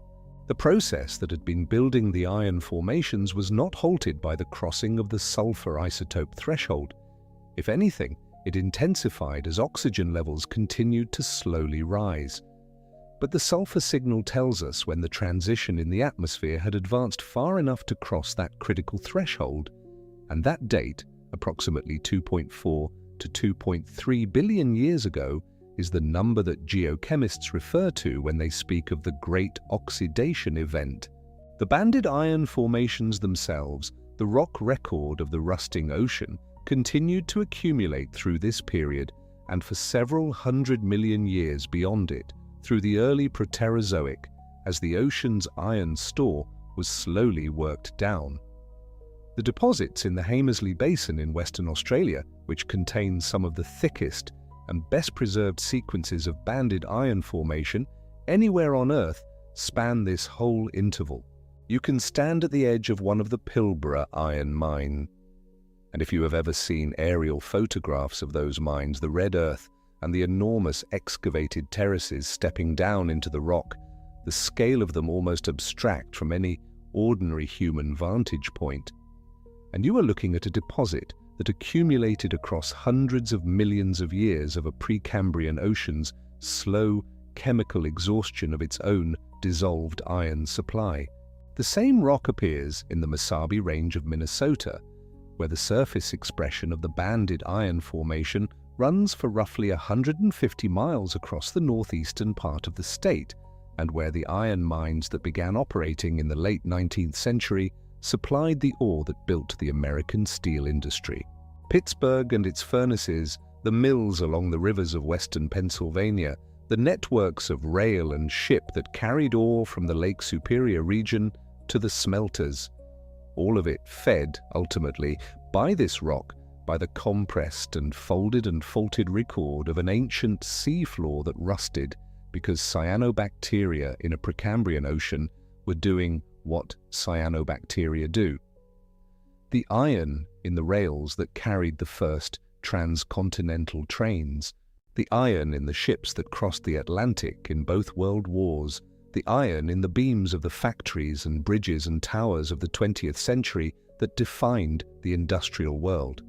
All of it from rock that formed when the Great Oxidation Event was rewriting the chemistry of this planet's surface. And there is something in this that rewards a slow, sleepy contemplation if you allow it. The deposits in the Carajás region of Brazil in the state of Pará are among the largest iron ore deposits on Earth. The Quadrilátero Ferrífero, the Iron Quadrangle, the state of Minas Gerais to the south, is another immense accumulation of Precambrian iron. The Transvaal Supergroup in South Africa, where the banded iron formations are exposed in some of the oldest and most studied Precambrian geology on the continent. The Kryvyi Rih Basin in Ukraine, which provided iron ore to the Soviet steel industry for much of the 20th century, and which sits atop the same ancient ocean floor, the same event, the same chemistry, expressed on a different piece of the ancient crust that has since drifted halfway around the planet from wherever it was when the iron was falling. These deposits are not related by coincidence. They are not independently formed from different geological processes that happened to produce similar-looking rocks in different places at different times. They are, all of them, the product of the same planetary event, the same chemical transition preserved on different fragments of Archean and Proterozoic crust that have since been separated by billions of years of plate tectonics and continental drift. When you map the world's major banded iron formation deposits and mark them on a globe, you are drawing a map of the ancient, rusted ocean, a chemical contour of a catastrophe. And when you then overlay on that map the locations of the world's major iron ore mines, the sites that supply the raw material for nearly all the steel produced on Earth today, roughly 90% of all the iron ore ever mined, by most estimates, comes from these Precambrian formations. The two maps are nearly identical because they are the same map. The iron in a modern skyscraper's frame. The iron in a container ship carrying goods across the Pacific. The iron in a rail line cutting across a continent. The iron in the cables of a bridge, in the reinforcement bars embedded in concrete, in the machinery of a port or a factory or a mine. Almost all of it, the overwhelming, almost exclusive bulk of it, traces its origin to this, to an ocean that rusted because a bacterium evolved the ability to split water using sunlight and released oxygen as a waste product into a world that had never encountered it before. The layers in the banded iron formation are a record of the years, perhaps the seasons, perhaps the bacterial blooms, perhaps the fluctuating currents of that long process of rusting. Each thin lamination is a page in the diary. Each alternation between iron-rich red and silica grey pale is a chapter in a story written in chemistry across hundreds of millions of years. The rock does not know that it is remarkable. The rock does not know that its red bands would one day be extracted, crushed, smelted, alloyed, and shaped into the structures of a technological civilization whose existence the world of 2.4 billion years ago could not have predicted or imagined. The rock was simply there, accumulating layer by layer in the dark water of a deep, anoxic, ancient sea. And the sulfur in the sediments around it was recording, in the quiet arithmetic of isotope ratios, the moment when the world above, the atmosphere, the sky, the chemistry of the surface, crossed a threshold from which it would not return. The D33S signal, the anomalous offset in sulfur, 3030, that ultraviolet photolysis of volcanic SO2 had been producing since the first volcanic gases rose into an oxygen-free sky, was writing its last entries in the sedimentary record around 2.4 to 2.3 billion years ago. The ultraviolet light that had been processing sulfur in the open, unshielded upper atmosphere was beginning to be filtered by the very beginnings of an ozone layer, and the chemistry of the sulfur that washed out of the sky and into the ocean and into the slowly accumulating sediments was shifting imperceptibly but permanently from anomalous to ordinary. When geochemists in the 20th and 21st centuries began to read that record, extracting ancient sedimentary rocks from boreholes and outcrops, measuring their sulfur isotope ratios with instruments of extraordinary precision, tracking the D33S signal across geological time, what they found was the equivalent of finding a light switch in the geological record. Above a certain level in the rock column, the signal is present, large, anomalous, unambiguous. Below that level, that meaning in younger rocks, because in stratigraphy you read upward through time, it is gone. The switch flipped once. It has not flipped back. And the level in the rock column where the switch flipped corresponds in radiometric terms to approximately 2.4 billion years ago. This is the chemical memory of the moment the air changed. Not the moment any particular cyanobacterium divided, not the moment any particular iron atom was oxidized and sank, but the moment the accumulated consequence of billions of microbial lives had pushed enough oxygen into the atmosphere to begin, just barely, to filter the ultraviolet light that had been processing volcanic sulfur in the open sky since the planet formed. The moment is recorded not in the iron, which had been accumulating for some time before, and would continue accumulating for some time after, but in the sulfur, which was sensitive to a different and more precisely calibrated threshold. The iron formations tell you the event happened. The sulfur isotopes tell you when. And here, in this layered rock, in these alternating bands of rust and silica, in these frozen chemical pages of a Precambrian ocean, is where the story of the modern world begins. Not in the first city, not in the first smelted ingot, not in the first iron tool lifted from a forge by a human hand, but here, in the deepest darkness of the Proterozoic, on a seafloor that no eye would ever see, in water that no living thing we would recognize as complex or animal had yet reached, where the simple, patient, metabolically tireless cyanobacteria were releasing their oxygen into an ocean that responded by rusting, layer by layer, season by season, bloom by bloom, into the deposits that would lie waiting for 2 billion years before anything existed that could find a use for them.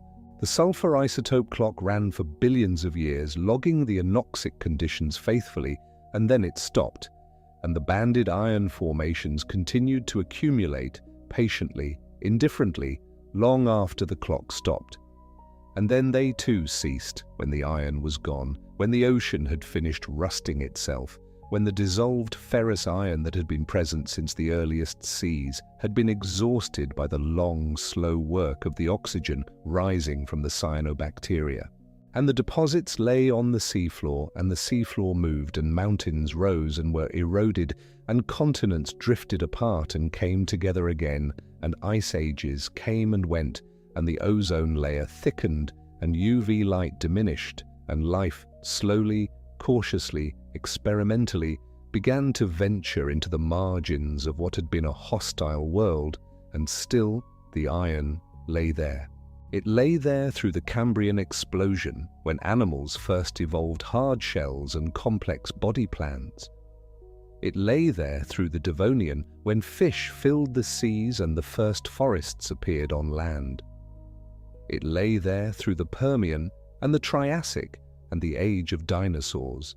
It lay there when the first small mammals were hiding in the undergrowth, when flowering plants spread across the continents, when the asteroid arrived 66 million years ago and the world changed again in a sudden, different way. It lay there through the Paleocene and the Eocene and the Oligocene as the mammals diversified and the grasses spread and the climate cooled toward the ice ages of the Pleistocene.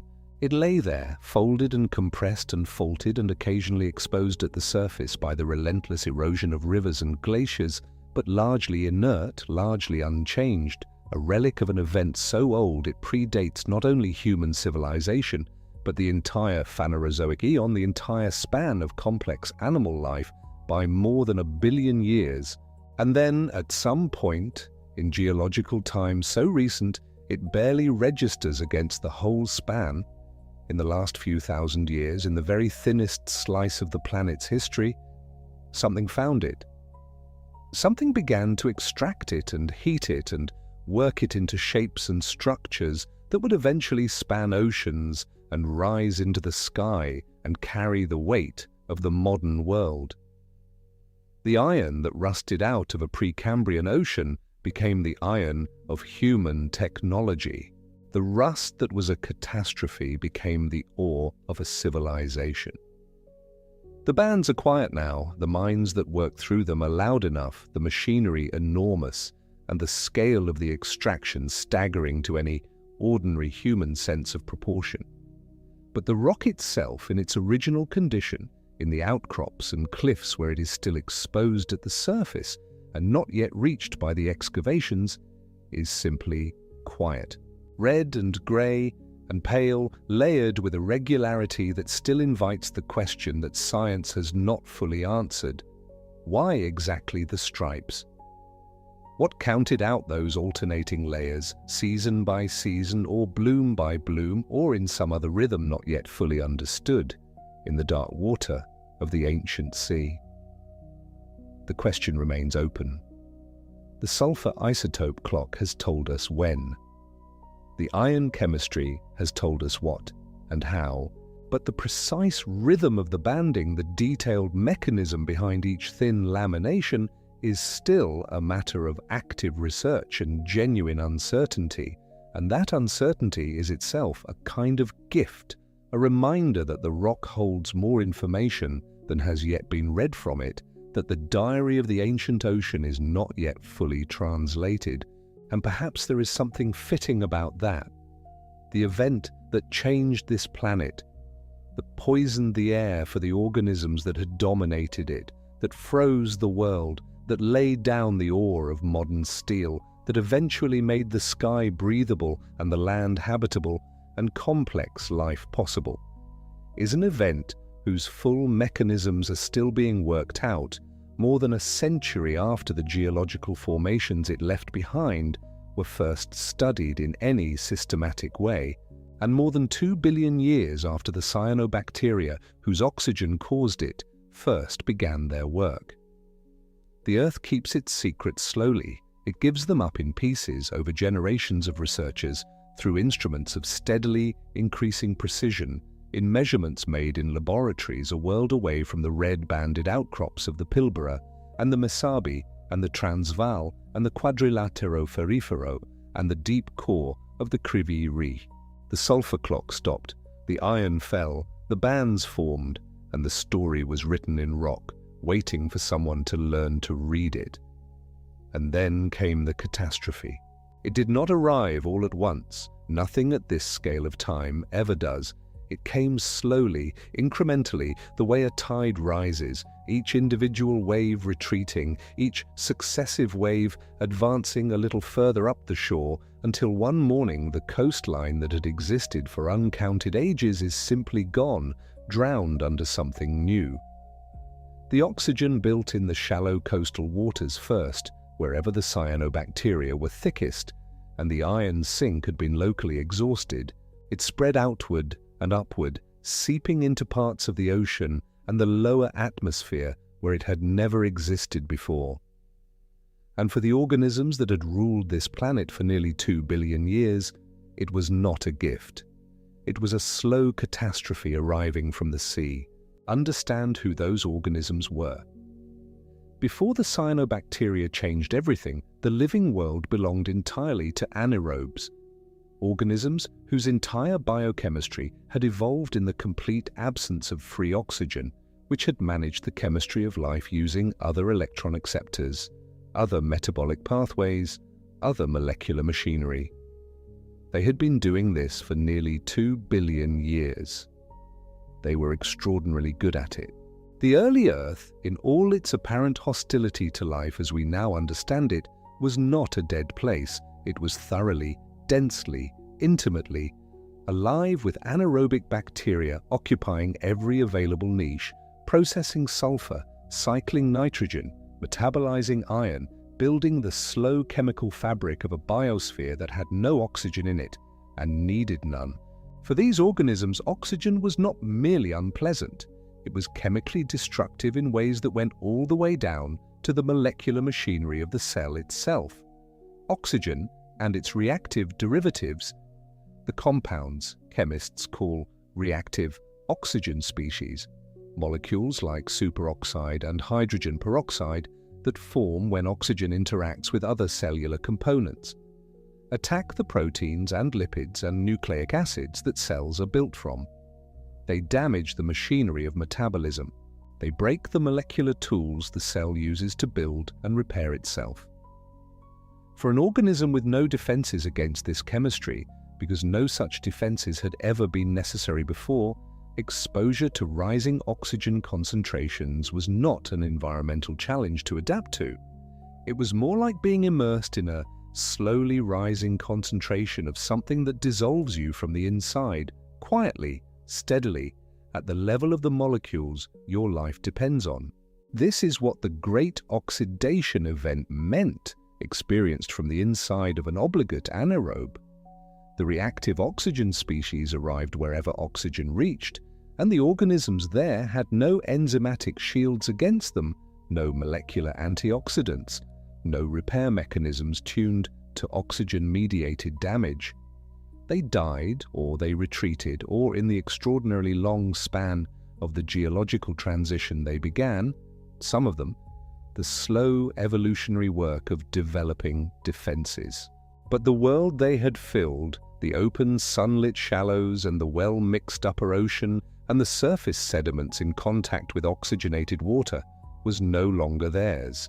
Scientists sometimes call this the oxygen catastrophe or the oxygen holocaust. Both phrases are dramatic, and the underlying reality deserves the weight of them. This was, by any reasonable definition, one of the first mass extinctions in the history of life on Earth, not a sudden event marked by a thin layer of iridium in the rock, the way the extinction that took the non-avian dinosaurs is, but a prolonged geological scale poisoning that restructured the living world from the bottom up.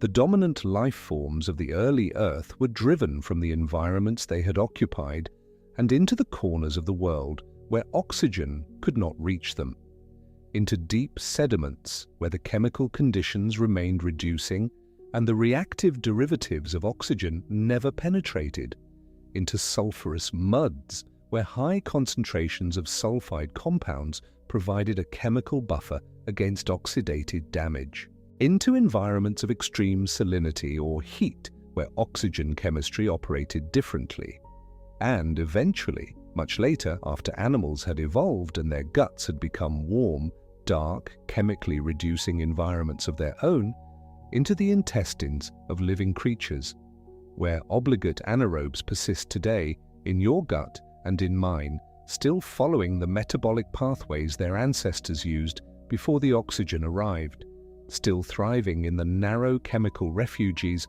where the catastrophe of 4 billion years ago never quite reached. The next time you think about the invisible microbial world inside a living body, it is worth holding this in mind. Some of what is living in the warm dark of your intestine is there, in a very deep sense, because its ancestors were driven there. The anaerobic bacteria that carry out fermentation in your gut, that process compounds your own cells cannot handle, that are part of the complex living community that has co-evolved with animal life. They are survivors. Their lineages retreated to refuges when oxygen poisoned the ancient ocean, and those refuges eventually included us. We carry the survivors of the first mass extinction inside us 2.5 billion years later, which is the kind of fact that makes the world feel very large and very old and very strange all at once. But oxygen's catastrophe did not stop at the living cells in the ocean. It extended with a kind of merciless thoroughness into the atmosphere itself. And here the mechanism was different, and the consequences were different, and they were vast. The early atmosphere, the air that the anaerobic world had lived under for nearly 2 billion years, contained substantial amounts of methane. Not the trace amounts of methane that exist in the atmosphere today, but a meaningful concentration, high enough to function as a significant greenhouse gas, trapping heat from the sun and holding it close to the surface of the planet. The young sun was fainter than it is now. The technical term is the faint young sun, the fact that our star has been steadily brightening over its 4.5 billion year history, and in the Archean and early Proterozoic, it was putting out perhaps 70 to 80% of the energy it puts out today. Earth should have been frozen under that fainter sun by any simple calculation. The reason it was not is thought to include the greenhouse effect of those high methane concentrations in the early atmosphere supplemented by other greenhouse gases, collectively keeping the surface warm enough for liquid water to exist and for life to persist. When oxygen began to accumulate, it reacted with that methane. Oxygen and methane do not coexist in chemical peace. They react, relatively slowly by human standards, but at geological timescales with great thoroughness, converting the methane to carbon dioxide and water. The methane that had been cushioning the planet's temperature against the faintness of the young sun began to disappear. The greenhouse warming it had provided began to weaken, and the planet, already under a sun less bright than the one we orbit now, began to cool. What followed is called the Huronian glaciation, and it is dated to roughly 2.4 to 2.1 billion years ago, the same broad window as the Great Oxidation Event itself, which is not a coincidence. It may be the most severe and prolonged glaciation in Earth's history. Some researchers describe it using the phrase that has become familiar in discussions of extreme ancient climate, snowball Earth. The evidence preserved in the rock record suggests that ice sheets extended to very low latitudes, that much of the ocean surface may have been frozen, that the conditions on Earth during this interval were more hostile to life of any kind than almost any other period in the fossil record. The Huronian glaciation was, by this evidence, a profound climatic catastrophe, and the oxygen produced by cyanobacteria may have helped cause it by dismantling the methane greenhouse that had kept the planet warm. There is still active scientific discussion about the precise weighting of causes here. The methane collapse is one factor, the reduced solar luminosity of the young sun is another, the chemistry of continental weathering and the cycling of carbon are others. Scientists still discuss which factors mattered most and in what combination they produced the severity of the glaciation the rock record preserves. But the connection between the rise of oxygen, the loss of methane, and the onset of the Huronian glaciation is widely supported among researchers who study this period. The oxygen that was poisoning the ocean was simultaneously cooling the planet. The same molecule, the same accumulation, the same slow change in atmospheric chemistry, operating on the biosphere through reactive oxygen species and on the climate through methane oxidation at the same time in the same geological moment. And this is the inversion at the heart of the story.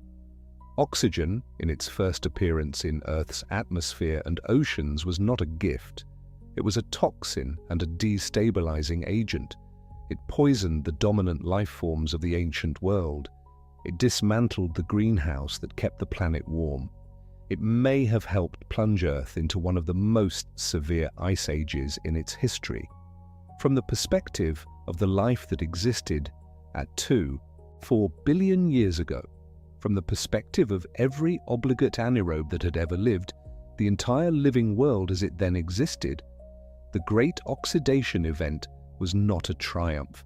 It was a catastrophe, slow and vast and chemical, arriving as a byproduct of a metabolic innovation by a small blue-green bacterium that could split water molecules with sunlight and did not know, or need to know, what that exhaust would do to the world it was exhaled into.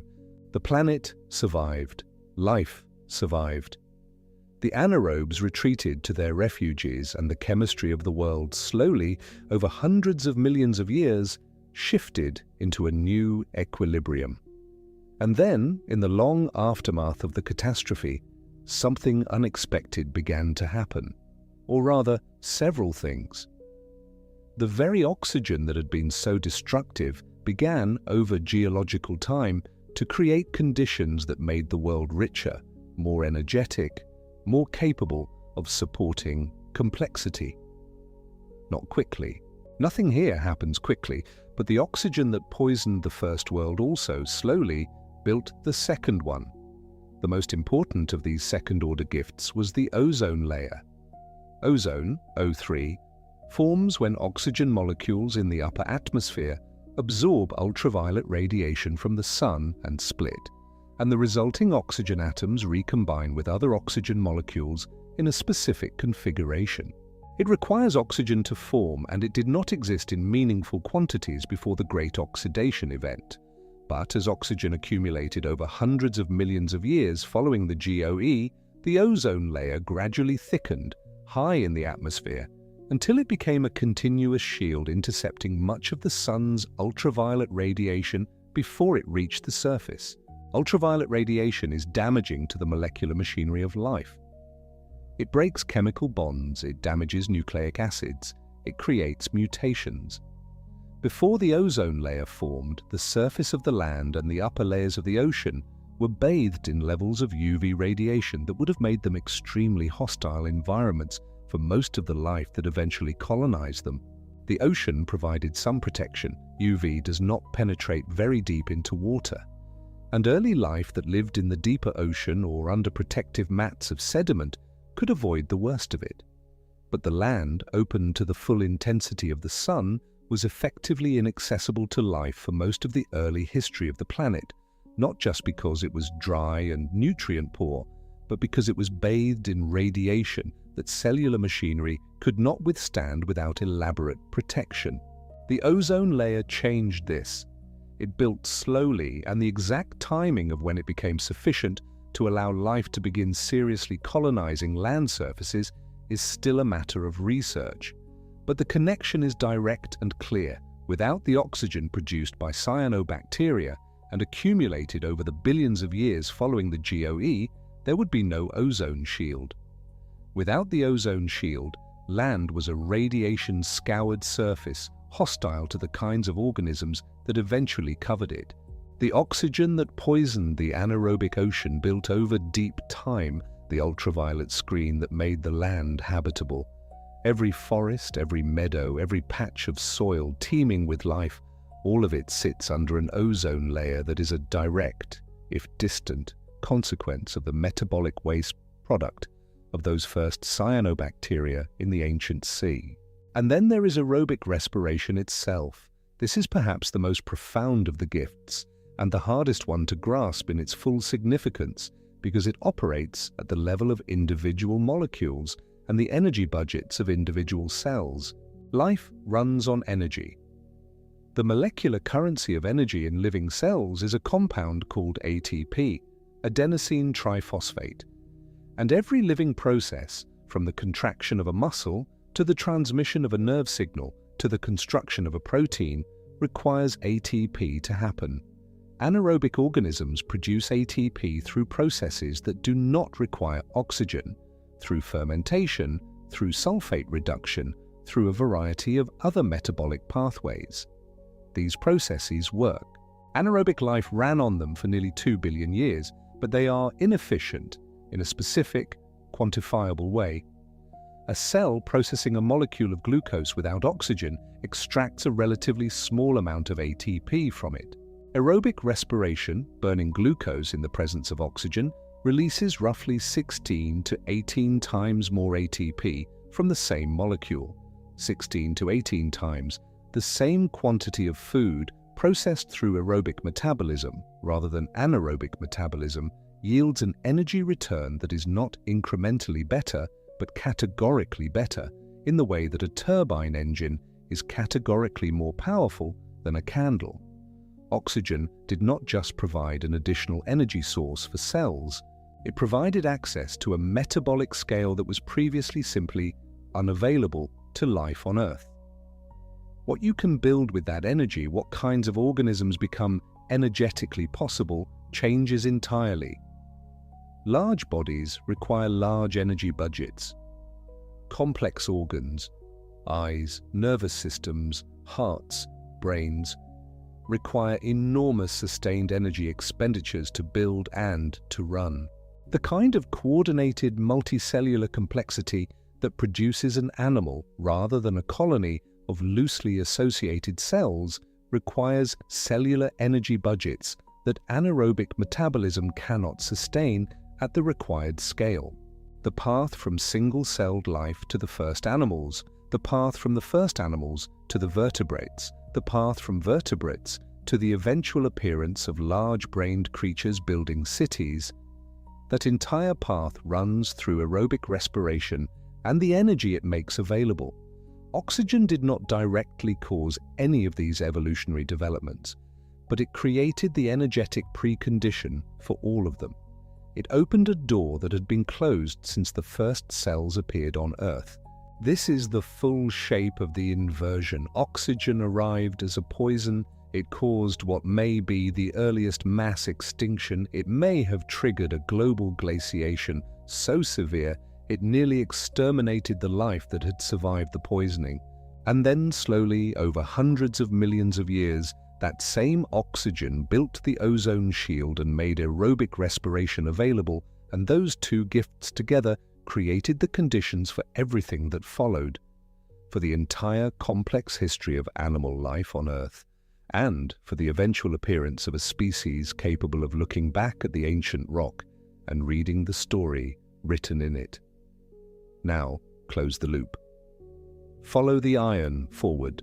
The banded iron formations sit in the rock, laid down between roughly 2.5 and 1.8 billion years ago, the chemical record of the ocean's encounter with oxygen, the rust of the first sea preserved in stone. They are, as has been established, layered sedimentary rocks of great age, alternating between iron-rich bands of hematite and magnetite, and silica-rich bands of chert, deep red and black and silver grey, in the outcrops where erosion has exposed them. They weathered and shifted and were buried under later sediments and compressed into some of the oldest and hardest rock formations on Earth. And there they waited. They waited 2 billion years. And then human beings began to dig. The iron in the Mesabi Range of Minnesota was known to European settlers relatively early in the history of North American exploration. But systematic mining of the Lake Superior region's banded iron formations began in earnest in the second half of the 19th century, and what followed was one of the most consequential episodes of industrial extraction in human history. The Mesabi Range is not a dramatic mountain range. It is a long, low ridge in the northern Minnesota landscape, running roughly 60 miles from northeast to southwest, and beneath that quiet ridge lies one of the largest accumulations of iron ore on the continent. Banded iron formation deposited when what is now Minnesota was the floor of an ancient sea, when the oxygen first reached that part of the ocean and began precipitating the iron that had been dissolved there for hundreds of millions of years before. The iron ore came out of the Mesabi Range by the billions of tons. It traveled by rail to the ports of Lake Superior, loaded onto ore boats that moved it across the Great Lakes to the steel mills of the region, to Pittsburgh, Pennsylvania, where the combination of Appalachian coal and Lake Superior iron ore produced steel in quantities that are difficult to fully comprehend. Pittsburgh Steel built the railroads that connected a continent. It built the bridges. It built the skyscrapers that were first rising in American cities in the late 19th century, steel-framed towers that would have been impossible in an earlier age and that changed the shape of human settlement permanently.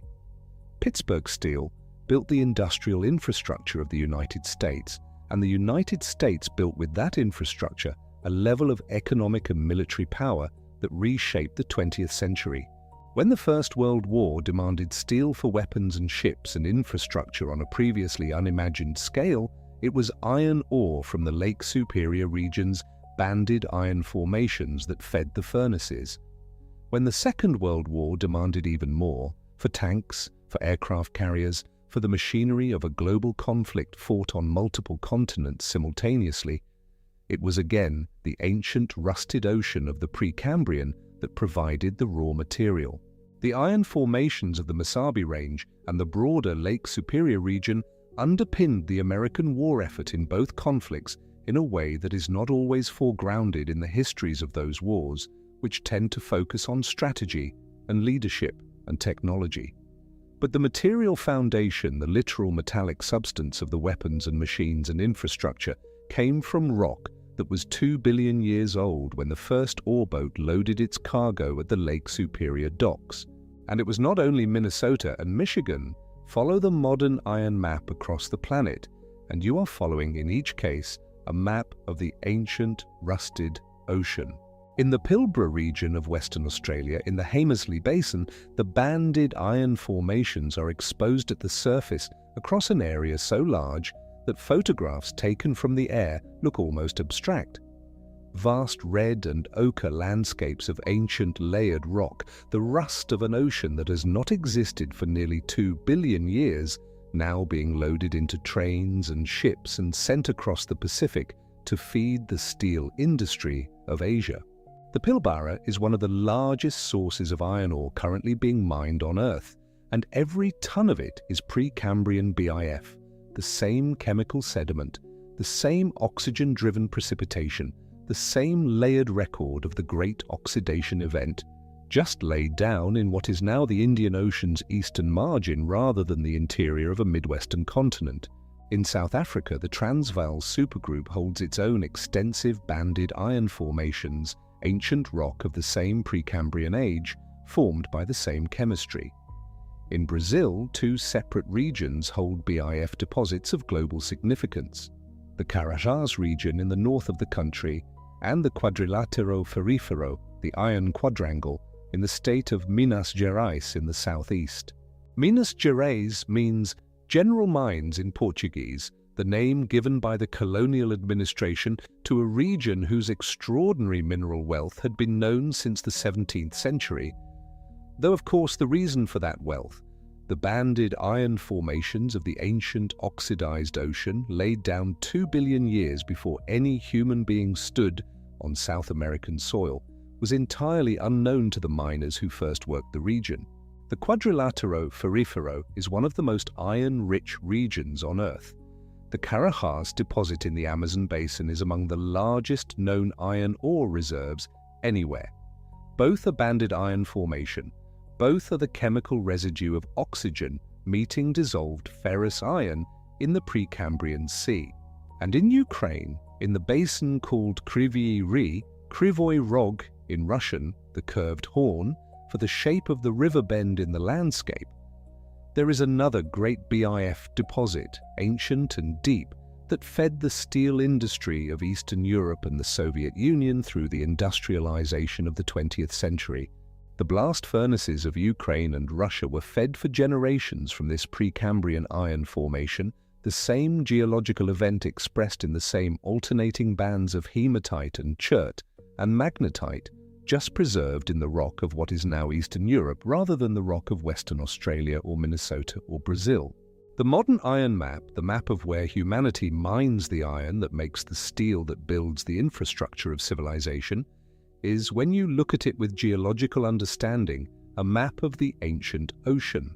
It is a map of where the oxygen first met the dissolved iron 2 billion years ago, where the precipitation occurred, where the rust fell to the sea floor and was compressed over geological time into ore-grade rock, and then uplifted and exposed by the slow workings of plate tectonics and erosion until it lay accessible to the drills and explosives and ore trains of the industrial age. Every major iron ore district of the world is, with very small exceptions, a banded iron formation. And every banded iron formation is a record of the Great Oxidation Event, of Cyanobacteria splitting water and releasing oxygen as waste, of that oxygen meeting the dissolved iron of the Precambrian Sea and precipitating it to the floor. Roughly 90% of all the iron ore humanity has ever mined comes from these formations. 90%. Which means that roughly 90% of all the steel ever made, every rail ever laid, every bridge cable ever strung, every ship hull ever welded, every skyscraper frame ever erected, every beam in every building in every city on Earth is recycled oxygen catastrophe. It is, in a precise and literal sense, the refined and reprocessed residue of a planetary poisoning that happened 2.5 billion years ago when a microscopic organism produced a metabolic waste product that rusted the sea. The steel beam in the building you are in right now, if there is a steel beam in the building you're in right now, and in most modern buildings there is one somewhere, is recycled rust. Rust from a sea that has not existed for nearly 2 billion years. The rust that nearly ended life on Earth is, quite literally, and without metaphor, the rust from which the modern world is built. This is the loop that closes. This is the thread that ran from the very first words of this story, from the opening question about the red bands in the rock, from the sweeping claim that the oxygen now moving through your lungs began as a poison, forward through 2.5 billion years of chemistry and geology and biology and extraction and industry to arrive here at this moment, in this building, in this city, on this strange and ancient and beautifully continuing planet. The cyanobacteria did not know what they were doing. They had no intention of changing the world, no evolutionary purpose that pointed toward oxygen accumulation. The oxygen was exhaust, a byproduct, the molecule left over after they had taken what they needed from the water. They produced it for hundreds of millions of years before it began to accumulate, because the iron and the sulfur and the methane of the early Earth consumed it as fast as it was made. And then the sinks began to fill. The iron fell from the ocean, the sulfur was processed, the methane was oxidized, and the oxygen had nowhere left to go but up, into the air and the shallow water, into the cells of the anaerobic organisms that had never encountered it before, into the methane of the greenhouse, into the sulfur dioxide of the volcanic sky, where its presence shut off forever the photochemical reactions that had been producing the anomalous sulfur isotope ratios now locked in 2-billion-year-old rock. The clock stopped. The world changed. And then the world went on as worlds do, transformed. Think about what it means that the evidence of this transformation is preserved at all. The S-MIF signal, those anomalous ratios among the sulfur isotopes, the D33S that records the photochemical processing of volcanic sulfur dioxide in a sky without ozone and without oxygen, is preserved in rocks that are more than 2 billion years old. Rocks that have been compressed and heated and sometimes metamorphosed and uplifted and eroded over the course of geological time that stretches a length we genuinely cannot visualize. And within those rocks, the isotopic ratios of sulfur atoms have remained stable enough through all of that to carry a legible signal to the instruments of a laboratory on the surface in the 21st century. The message was written in the chemistry of ancient sediment, and it has survived 2 billion years of geological processing well enough to be read. That is a remarkable thing, worthy of a moment's quiet attention. The banded iron formations themselves are ancient enough that simply stating their age in years is almost meaningless as a way of conveying their age to a human mind built for timescales of days and years and decades. 2.5 billion years, 2,500 million years. If you tried to walk that distance in miles at a comfortable pace, it would take you more than 40 million years to cover it. If you compressed all of Earth's history into a single calendar year, the Great Oxidation Event would have occurred sometime in mid-March. The first multicellular animals would not appear until mid-November. The entire history of our own species would occupy the last few minutes of December 31st. The rust in the Pilbara and the Mesabi and the Kryvyi Rih and the Quadrilatero Ferrifero formed in mid-March of that compressed year, and it was waiting quietly in the rock for the creatures who would eventually dig it up to appear in the final minutes of the final day.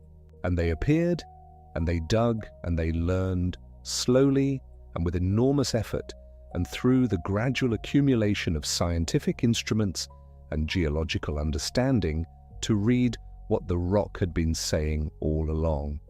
The story was always in the stone. It took a very particular kind of organism, an aerobic organism, running on the high-energy metabolism that the catastrophic oxygen made possible, with a brain large enough to build spectrometers and mass spectrometers and electron microscopes, and the conceptual frameworks of isotope geochemistry, to finally hear it.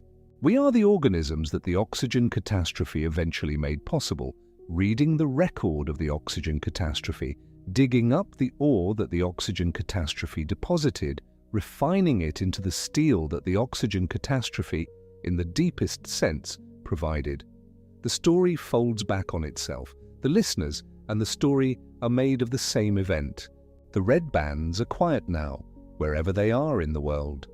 In the outcrops of the Pilbara, where the sun comes up hard and early over ancient iron-stained ridges. In the deep core, samples from the Kryvyi Rih that sit in storage in geological laboratories. In the polished hand samples in museum collections, where the alternating layers of dark hematite and silvery chert catch the light differently and make you want to understand, at a level below the intellectual, what you are looking at. They have been quiet for nearly 2 billion years, slowly hardening, slowly being buried and uplifted and eroded, waiting without purpose or urgency for whatever the world would become next. There is something in that patience. Something that is not patience because the rock does not experience time, but that feels like patience when you are the creature looking at it. Something that settles the mind in the way that very old things do. The oldest human buildings are a few thousand years old. The oldest written records go back perhaps 5,000 or 6,000 years. The oldest domesticated animals, the oldest cultivated grains, the oldest roads, all of it fits inside a window so narrow compared to the age of these formations that it does not register as a proportion at all. And yet here we are, on the same planet, under something like the same sun, breathing the oxygen that those formations record the arrival of in cities built from the iron they contain. If you are lying in the dark somewhere in the world tonight, in a room in a city, in a house in a quieter place, wherever you have brought yourself to rest, the building around you almost certainly contains steel, and that steel almost certainly contains iron that was once dissolved in a sea that no longer exists, that was precipitated by the first molecule of oxygen produced by the first oxygenic photosynthesizers on Earth, that fell through the water column as rust and settled in layers on a seafloor long since subducted or uplifted or eroded, that was compressed over geological time into banded iron formation that was eventually mined and smelted and rolled into beams and sheets and rods and wires and the 1,000 other shapes that steel takes in the modern world. You are resting in some sense inside the catastrophe, inside the rust, and the air coming into your lungs, slow and even now in the dark, as the thoughts begin to loosen their grip on the day, that air is approximately 21% oxygen. That oxygen is the accumulated gift and catastrophe of 2.4 billion years of biological and chemical history. It was a poison first, then it was a freeze, then it became a shield and a metabolic revolution, and the precondition for everything complex that has ever lived on this planet, including you. Every breath you take is the long consequence of a metabolic accident in an ancient sea. There is no simpler or more intimate connection to deep time than that. You do not need to go to the Pilbara or the Mesabi Range or the iron outcrops of Minas Gerais to stand in the presence of the Great Oxidation Event. You are already in its presence with every breath. You are running on the energy that aerobic respiration unlocked. You are sheltered under the ozone that the accumulated oxygen produced. You are surrounded by the steel that the rusted sea deposited. The event did not happen to a distant, separate world. It happened to this world, and this world is the one you are resting in. Tell me, if you feel inclined, where in the world you are listening from tonight. I am genuinely curious. I read the comments when people share the cities and the small towns and the places far from cities altogether, the many different corners of this iron-framed world. Leave a word or two if it suits you and know that someone will read it.